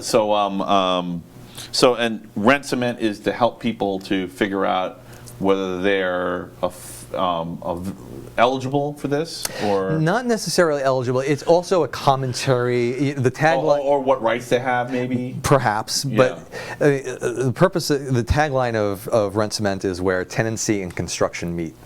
Right. So it tries to bring to light the fast pace of construction in New York and the impact that has on tenants, how it has on tenants' rights, what it has to do with Yes, I know exactly what you're talking about. Impact on affordability. See, and a non-New Yorker right now be like, well, that seems Yeah. kind of vague. I know exactly what you're talking about. Yeah, it's not just analysis and determine, because otherwise it's going to get pretty boring. But it does look at different building projects that are pretty visible in our skyline and in our communities, and hopefully give some insight in what's going on. Right? Does it tackle like higher end tenants too? Like I mean, like someone with $1 million apartment about to have their view obscured in Central Park. I tend to not. So I mean, technically that would be a huge problem for them, right? They have this piece, they have this place that they live, and the city's protecting them. They've been there for a while, and now they're screwed. Like their whole lifestyle is completely changed. So because yeah, I mean, of something completely out of their control. there are some wild stories. I mean, also cranes falling on your head too. The- there Yeah. was a rash of cranes falling on people in New York. I hate to joke about it, but Yeah, it's true. I mean, but it's funny from a distance. It's not funny when it's falling on you. no. But there are a lot of stories about that, like zoning changes that suddenly make yes. and add into the mix a divorce proceeding between a husband and wife who Who own. gets to stay in the apartment? Well, they owned a piece of property on the Williamsburg waterfront. Right. And this was right before the rezoning took place, 2000s, when the property value was maybe a few $1 million, which is still substantial money, but the divorce agreement separated $1 million, okay? And I think the agreement was one of the spouses agreed to take money, the other spouse decided to keep the property. Okay. Interesting move, because I think what the legal theory of one of the spouses was that they knew that this property the rezoning was going to happen. That property suddenly went to $350 million overnight. Wow. So And that's not technically illegal, right? Because there's no insider trading laws like there is with the SEC. No. So one of the spouses sued, even though there was really no chance of ever winning because the settlement agreement was already signed, dotted. But they had to try. They had to try. They're gonna. Well, a long time from now, they're still gonna be fighting in hell. But wow, could you, that's a Yeah. No, Yeah. I totally understand why they. And I mean, also in a more down to earth, getting out of the Fifth Avenue world. More down to earth. One of the big problems with construction, whenever there's construction anywhere near New York City, rats Yes. mice. Yeah. You know, there's always a flood of rats whenever you start ripping stuff up because there's animals living in the nooks and crannies of other residents. Right. Especially the bigger the building and the more people that are around, the more true it is. Yeah. So I don't know if there's any legal implications or if they have to pay for the extermination. I would imagine they would. Yeah, so before you, Archer Avenue, I think Archer Avenue in Jamaica is a good example of that being rezoned and redeveloped. And you'll see, next time you go to a construction site, you'll see postings about, because you have to take care of the vermin issue before you can tear down a building. Right. So there's going to be old rat traps. In theory. Yeah. DOB is good about enforcing those laws. Really? Yeah. Good. Yeah. The city's on top of it. Yeah, really no one wins when rats are running wild. No, nobody wants rats running wild. Yeah. How about so one thing that's happening right now, and this is something, again, a city type thing that you wouldn't necessarily see somewhere else. Con Ed is just completely ripping apart my neighborhood. They're looking for a gas leak somewhere. Sounds like my neighborhood. Yeah. Oh, they're doing it everywhere. Yeah, pretty much. You know, and it's just total mayhem. I mean, like you can actually watch as traffic expands across all of Long Island from Northern Boulevard as you get towards 5 o'clock. You know, it's just like concentric circles expanding out. So, are we off or Still going. still going? Okay, cool. Sorry to be skeptical. I'm going to be optimistic, I swear. I just there's got to be real consequences to. Legal consequences for the quality of life for people when utilities, for example, want to do work and they're disrupting everything. You know, like people can't get to school, people can't get to work on time. There's nowhere to park. Parking's a huge issue, right? Because you have a pretty good feel for whether you can park on your street or not, but you take half of it away for construction cones and holes dug in the ground, and all of a sudden everyone's screwed. So it was just the kind of thing also that you would be dealing with there, or. Not so much. Right. I got to say, so I feel almost like. I'm looking at quality of life and trying to figure out where the site fits in the quality of life. So it fits more in where it affects maybe more lower income individuals who don't have, when we start talking about being able to get to the quality of the building itself. Quality of the building itself, the affordability of the building itself, and how is construction going to add or deteriorate the affordable housing stock that's in New York. Okay. So not so much about. Oh yeah, it's been terrible. Well, New York is so you may not know this, but New York has doubled. More like in 20 years. Yeah. I mean, it's enormous. Like the popularity of some TV shows, the availability of jobs, and they just built tons of new housing. But of course, they don't build cheap housing. No. They build the high-end stuff, and then they just say, well, whatever, it'll work out. Right. Well, it's true. It is very true. But it has improved under De Blasio, who has made that part of his. Really? Yeah. The 5-year 10-borough plan, which is to build 100,000 affordable units within that short period of time, which actually they've met that. They're approaching that goal, and I think they've changed the goal to something on the order of 300,000. Okay. Affordable is also a relative term. Right. Yeah. Well, there's always there's hidden costs, and of course. All right. Well, I'm not going to pretend like I know more about this, but if there's it's kind of interesting, and if you might want to check it out, Rent Cement, if you're looking at looking for social support on housing issues in New York City. Check us out. Yeah, check it out. Also, you're part of the Norris Report on Facebook? The Norris Report, yeah. What is the Norris Report? So the Norris Report is a weather blog started by my good friend Rich Norris, who began the website. Richie boy. Yeah, and it's a website. Actually, it's a blog on Facebook. We're thinking about trying to get it off of Facebook and started telling. Why? Web 2.0 is great. You're safe in the walled garden. Yeah. Safe from views. Safe from profit. Safe from success. Safe from controlling your own data. Continue. Yeah, right. No. So we're weather enthusiasts. We like discussing weather, and it has grown tremendously in popularity. To our very surprise, but we never really expected it to become as big as it has. Not gigantic, but 7,000 plus subscribers. Nice. And users. So we're pretty happy. So what's the secret? Good content. Good and frequent content. Right. Is it the quality of the weather reports, the delivery, both? So we never pretend, we're not meteorologists. Right. We're not scientists. Right. We're just two guys who like to learn. Neither are meteorologists aren't scientists either. Yeah. No, I'm just kidding. You are. Yeah. Sometimes you know, with hurricane tracks, people don't realize how complex tracking a hurricane is. Yeah, it's incredible. Like, so we try to make that kind of information more accessible because it is complicated and it takes hours to try to sometimes to distill something to 5 minutes. Right. So there's tons of data out there, and trying to get that data into something that's you're going to be able to get to people because it's critical information. So that's what we try to do. All right, great. Yeah. That sounds like fun. So check that out.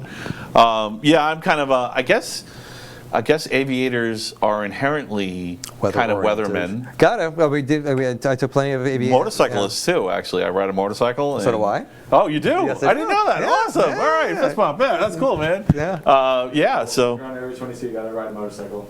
apparently everyone here rides a motorcycle. Like some kind of vortex opens up at the front door if you don't if you try to walk in and you don't have a two-wheeled vehicle. I mean, whenever you're taking off on a plane, you have to plan it out because otherwise you're not going to know how much fuel you're going to need. You know how much time it's going to take in the air. Yeah. Critical. You clearly don't want to fly into a thunderstorm. Right. Yeah, or a hailstorm. Right. Or even worse. Yeah. Right. So, what got you interested in aviation? What got me interested in aviation? I always just thought it was cool. It was probably Just wanted to fly. They just want to fly. It was like, man, Awesome. I want to fly. Did you play flight simulators when you were out Oh there? yeah, like Flight Simulator 2.0, man. Nice, awesome. Yeah. Yeah, me too. I played a lot of the early ones were pretty lame. They were mostly lines and vector stuff. But yeah, it was still fun. But it kind of worked. Yeah, but it was fun. Right. So how far did you get? What can you fly? I can fly. I'm a certified private pilot. Okay. I fly single engine aircraft or flew a single engine aircraft, Cessna 172s, Cessna 152s, nothing commercial or large like that. Nice. One of our guests actually wanted to have a jet plane, but I don't remember what the model was. She told us at the time. Learjet? Gulfstream? Yeah, something like that. Yeah. That was Gulfstream. it. Yeah. Everyone wants a G6. Yeah. Oh, okay, there you go. Everyone wants a G6. No. Laugh with me. Yes, the benefits of working in tech. Yes. Yeah, we kind of make fun of the snootiness sometimes. It gets a little hoity-toity. I've been to some freaking fancy parties in the IT world. So, how about the lawyer world? Is it like that, or the type of law that I practice? No. No. This is down and dirty, boots on the ground, getting dirty with the tenants, and like ringing doorbells, calling people, going into courtrooms, going into apartments that are because you're dealing with situations where tenants are being victimized, right? Owners aren't doing the maintenance. Owners Fuck aren't. that, man. Yeah, man. Like vermin everywhere. So if you're looking for glamour in housing law, you're not going to find it. Right. Well, that's great. I'm so glad you're doing that. I'm so glad that someone that you guys are focused on this and helping people in that way. And I never would have imagined that as kind of like a noble Robin Hood thing. It just didn't cross my mind, but it kind of is. Yeah, it is. You guys are kind of like the heroes of Sherwood Forest. A little bit. Yeah. It's up and down. Fighting the man. It's up and down. Some like last week, it was just like nothing went right, and then this week, like people were just dealing with owners is funny, man. Like, and this week it was like I was getting everything I wanted.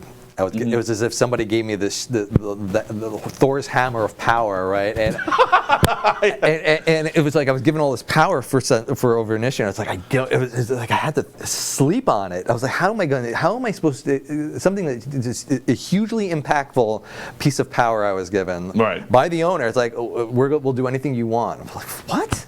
Right. This hardly ever happens, but here I was, and it was.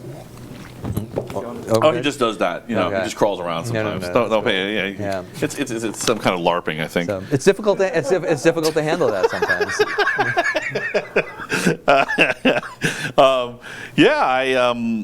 There's a show behind the scenes, don't worry. Yeah. You know, I like to joke with our audience that they missed the whole Steve show that we get treated to. So there's like jumping around and hand waving and hand signals and Some parkour. Yep. Hit from the handlebar, do some pull-ups. He's like, bored, I'm gonna work out. So what was the licensing like for flying a plane? I mean, like, how many hours did you have to get in? I know it's done by hours, right? Yeah. Yes, a certain minimum hours. Not nearly as hard as law school. Really? Okay. So I think law school, and probably a lot of professions put undergrad and that kind of thing. where's the furthest place you've ever flown? Oh my God. Flown. No, not too far. I've flown up to Maine. Okay. Yeah. Keeping it northeast. I've never flown across country or anything like that. Okay. Yeah. Okay. Cool. Yeah. I assume you rent a plane, or how does that work? Yeah, you rent a plane. Back when I used to fly a lot, it used to be cheap. Right. Yeah, and so we used to fly up to Maine, Provincetown, get some lobster. I think I was Just to more. say you did it. Yeah, I think It's like driving to Philly to get a Philly cheesesteak. Yeah, right. I think I was more motivated to. I love aviation. I think it's really cool. Right. But I don't think it was ever my passion. Right. Not like Slick was, and investigating and dealing with housing issues. Right. It was cool. It was a cool Do thing to do. you ever watch Better Call Saul? Sure. Oh, but, yeah. But not really. Not religiously. I kind of.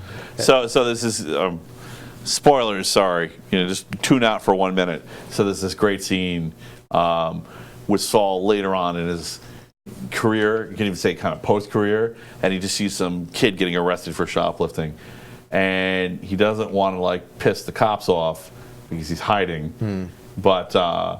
He just can't take it. At one point, he's like, kid, you got rights. You can do this. You can do that. Don't let them railroad you. Call a lawyer. Da, da, da, da, da, da.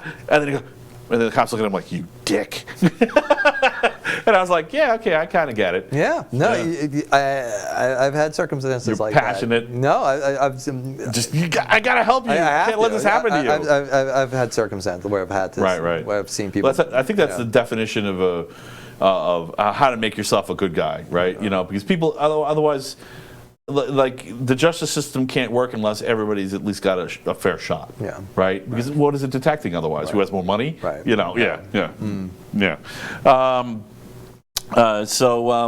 You ride a motorcycle. Yeah. Yeah, man. I ride a motorcycle. What kind of motorcycle do you ride? Do you have one right now? I do. Honda Shadow 750. Excellent. Yeah. Do you commute to work on it at all, or No, I don't commute to work on it. I just. are you in Manhattan, or are you in Brooklyn, or I live in Queens. You live in Queens, Office right? in Manhattan. Oh, you're going to Manhattan. Okay. Yeah. So, but I used to ride in Manhattan with my bike, so Yeah, it's crazy. I used to ride to school, law school all the time. Oh, okay. Yeah, but work, it's just like I like to just be on. I think it's more relaxing just to be sometimes be on the train and just zone out for a while. Yeah, I hear you. Yeah. For me, it was easy because I was working right over the 59th Street Bridge, so I just zip over the bridge, park, and I'm done. Yeah. So like Manhattan itself that's an easy way to die, or at least actually no. Let me rephrase that. You probably won't die because no one's going fast enough. You're just gonna get hurt and your bike's gonna get messed up and you have to call the cops and fill out paperwork and Yeah, I think with riding a motorcycle, you're always mentally on, right? Mm-hmm. You have to be, right? Or you're dead. It's not like driving a car where you could kind of go into autopilot, right? Or where you're on a subway, we could definitely be on autopilot. You're always laser focused. Right. You're always looking right. I just feel like sometimes with I think anybody would feel this way with intense work, but sometimes you just gotta get on the bus, on the train, and you could fall asleep on the train. Yeah. Decompress. Your brain, like, eventually your subconscious just figures out, okay, when I hear the bell 8 times, that's my stop. And you ever do that? It's amazing how that works. You're like, oh, look, I'm here. Yeah. How did that happen? That's wild, right? Wild. Somebody's paying attention in there. Yeah. one of the people in my head. Yeah. Okay. Cool. So you had mentioned that you were interested in alien life, specifically in like little green aliens. Woo! No, I'm just kidding. Like in the possibility of any life. Yeah. On celestial bodies Yeah. or other planets or. So tell me a little bit about that. Yeah. I think we're definitely within our lifetimes we're going to find significant evidence that I don't know if we're going to design a probe that's going to go to a certain celestial body with a microscope and actually find a cell, but I think we're going to get to the point where within an umpteenth degree of metaphysical certitude we'll be able to find life on other celestial bodies. Okay. Yeah. So I assume you're talking about like carbon-based, carbon-water-based, Microbial. Oxygen or carbon dioxide, or maybe the reverse. Right. Carbon dioxide in and oxygen out. Or ammonia-based if we're talking about Titan, but Right. Yeah. Oh, okay. So you're open to other, a little further on either side of the bell curve. Yeah. I think also silicon. That's a possibility. Silicon. I think the combination of silicon ammonia. And the silicon. So that possibility could work on Titan because it's just so freaking cold there. Right. But I think on a warmer body such as Europa, or we're definitely going to find life. Well, that would be some kind of irony, right? So we find life, Yeah. and we get along great, but we can't actually ever be in the same room with them because we'll poison each other. I think what you're going to find on Europa is going to be remarkably similar to life on Earth. Really? Yeah, at the microbial level. Wow, but yeah. in our solar system. Yeah. That's crazy. So Europa's the moon, one of the moons of Jupiter. right? Yeah. So in case you didn't know that, so now, so that's something we would definitely know for sure if we went there because we'd have a physical sample. Yeah. It wouldn't just be doing spectral analysis on gases. Right. So when we're talking about that planet before, basically they're looking at the light bouncing off the planet, and they're hoping the new telescope will be enough so they can actually look through the edge of the atmosphere and look at that refraction to tell what kinds of gases are in there. Right. But that's as close as we get without leaving the solar system. Yeah. Except for maybe Europa. Maybe Europa. Do I think we're going to actually get on the surface? Yeah, I don't see why not. I mean, that's you're talking 40, 50 years away from now, but we'll find it. It's there. Yeah. So, what do you think about intelligent life? What do you think the odds are that's in the universe? Have you done a logical explanation of this? So here, I'm going to give you an out, and then you can give you. So I'm not looking to is Area 51 really filled with crashed alien ships? Who cares? It doesn't really matter. Yeah. What I'm interested in is if there's intelligent life and is this faster than light travel, in other words, they can get here quickly. Yeah. It would stand to reason that they probably have already found us, and they're probably already here. Right. Right. The Cylons are already here, absolutely. Right. So they don't necessarily be on the surface of the planet. Maybe they're just outside of sensor range. Like if they're ahead of us, right? Because if you just roll the die and say, okay, where planets are going to develop at different times. Some of them are going to develop after us. It's like the thing with the singularity, and the point at which computers could support a singularity is the most likely place a singularity would appear, or shortly thereafter. Yeah. And as you get further away from that, it becomes less and less likely. It's other problems. So if fast and light travel is possible, they're probably already here. Yeah. Because the odds are we're right. Just rolling the dice, we're probably right in the middle of the life curve of the expansion of the universe. Right. And therefore, some of them will have been before us, and we'll have noticed that this planet could support life, just like we're noticing on, sorry, I don't remember the name of the planet. K2-18b? Yeah, K2-18b. Yeah. Right, so they noticed us like we noticed K2-18b, and they said, okay, let's go there. And they said, yep, there's something happening here. Yeah. And they just hung around and waited just outside. Not everybody. Not the entire alien race is sitting in a mothership waiting to kick our butts. Right. I mean, maybe, right? They use nuclear weapons on their own planet. Maybe they're coming for us. Hopefully that's not what they're thinking. Right. Right. But do I? Gosh, I wait. I go back and forth on that. Right. I go back and forth on it. So part of me is like, probably not. Mm-hmm. But then a part of me is like, how would you ever know? How can we, with the technology that we have, as you were getting at, how would you ever know? How do you know I'm not? How do we know we're not in a simulation? Yeah. I mean, if it's sufficiently advanced, if the computers are sufficiently large. Yeah. I mean, they could just, we could be inside a program. Yeah. And then isn't the system administrator God, right? Or the aliens, could they be God? Or Like, so this is. I kind of laugh when people are like, all right, so there can't possibly be anything supernatural, or there can't possibly, because there's this whole realm of questions where you talk the simulation theory, like the advanced holodeck, where you're in it all the time, either completely encapsulated inside your mind, or you're a program inside of or you're physically in something. Probably not physically something. That would be the hardest to do. Yeah.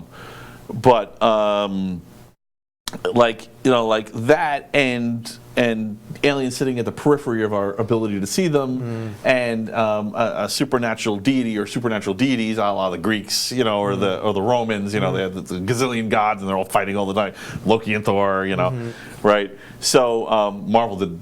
I love the Marvel movies just because of that, because it helped open people up to the possibility of, okay, they're just really powerful and live really long and have really advanced technology. Yeah. They look like gods to us, but they're just So it's kind of all the same problem, right? It's hard to be like an anti-theist, I don't know. Yeah. At some point it's just arrogance when you're sure that something's not real, that you can't tell whether it is or not, right? So then if we have intelligent life at the periphery, the real question becomes, what do we have to do before they trust us?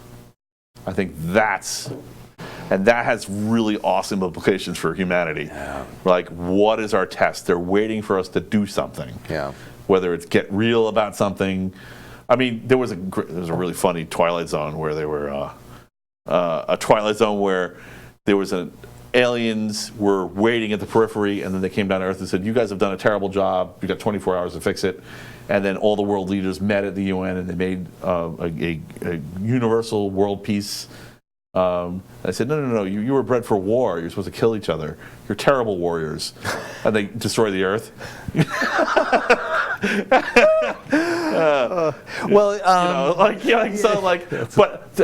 I don't think that's it, right? That's kind of ridiculous, right? But because we would be terrible warriors. Who the hell would have bred us for war? Right. We're great at killing each other sometimes, and sometimes not so much. We're like, hey, let's just get along. Yeah. So. Yeah, there's been counter evidence in evolution about that too. So, yeah. But I don't know. What would be the criteria? Star Trek has it as a warp field. Yeah. And we can build a warp drive. Okay, the Vulcans show up. You're in. Yeah. Yeah. Yeah. Congratulations, you made it. Yeah, the warp drive was it, right? So what's going to be our test, right? What's our test? I don't know, because the problem. One of the problems I have with the whole intelligent life theory is that it imports our thinking into something that we barely know what's outside our own atmosphere, let alone how another alien organism is even at the microbial level is going to look like, let alone how another alien is going to think. Yep. How can you import human psychology into something not only foreign? Oh, we can do it. It'll just be terrible and misdirected and wrong. It's just, right. So we project faces on inanimate objects as children, which is exactly that's right. We're projecting our faces into the universe, and that's not going to work. Right. What you think? But that doesn't mean they're not real. It doesn't mean they don't want something from us, or they're not at least waiting. Maybe they don't want something, but they're just like, let's see if they can join the club. What would be the criteria? I mean, I don't know. It's like is there like a universal paradigm of truth that we would all adhere? I mean, I love your I don't knows. It just shows your level of education and intelligence and thoughtfulness. Yeah. But I mean, just take a wild guess. What would it be? Would it be treating each other well? Some kind of economic system? I don't. You can say you don't know. It's fine. Yeah. I don't know. I don't know. Right. But I do want to answer your question. Good answer. Keep going. I would say that the test would probably be something along the lines of being able to show that you're human.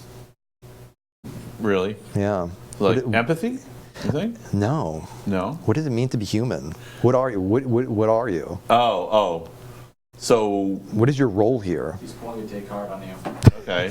Yeah. Well, I'm pretty sure I'm human. So I think therefore I am. So Then again, it could just be a simulation in your program. So I don't know. Assuming you're not. Assuming I'm not. Assuming you're not. I just pulled myself out of the box. Yeah. I don't know. Well, maybe if you were the alien in that case, it would be maybe you'd be a figment of my imagination, just like you were saying, right? So which side of the glass am I on? I don't know. Yeah. I struggle. Any answer I give you is just I feel it's just not going to be adequate. It's just like this. I don't know. So I like the warp drive one. That's an excellent. I do. It's a fun science fiction. It's a fun science fiction answer. Like a crap. Well, because that's a very pragmatic one. Yeah. I like that Roddenberry used that. Right. Because like, oh crap, they're coming here anyway. Yeah. We may as well make nice with them. Maybe they'll be an ally. Right. We don't want them to side with the Klingons, right? So that's kind of like the really like, okay, crap, they got off. Yeah. Now we have to friend them. It's like a friend request, right? Humans have given the Vulcans a friend request. All right.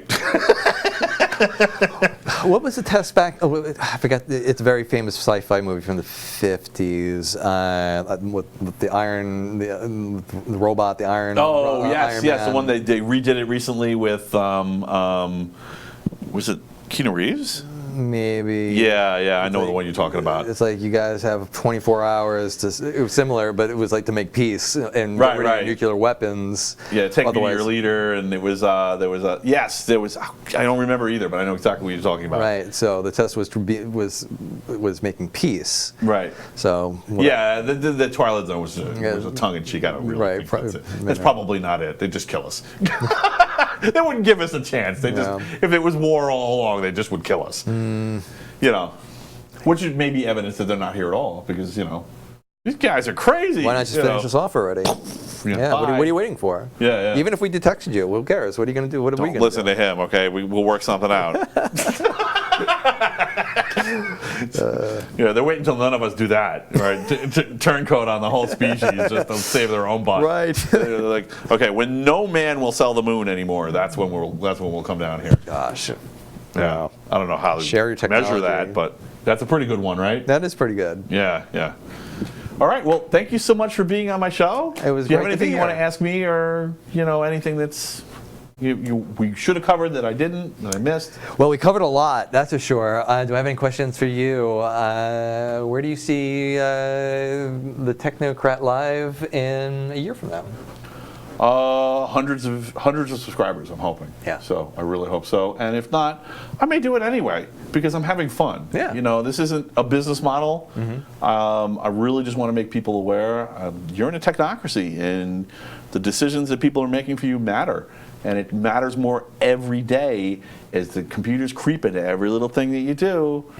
Yeah, it's affecting your society. It's affecting civilization. Yeah. It's changing evolution. Yeah. We're there. Yeah. It's definitely changing evolution now. I mean, I'm a cyborg pirate. Arr, look at me, I'm staring at my cell phone. Yeah, big difference than 10 years ago. Oh, yeah.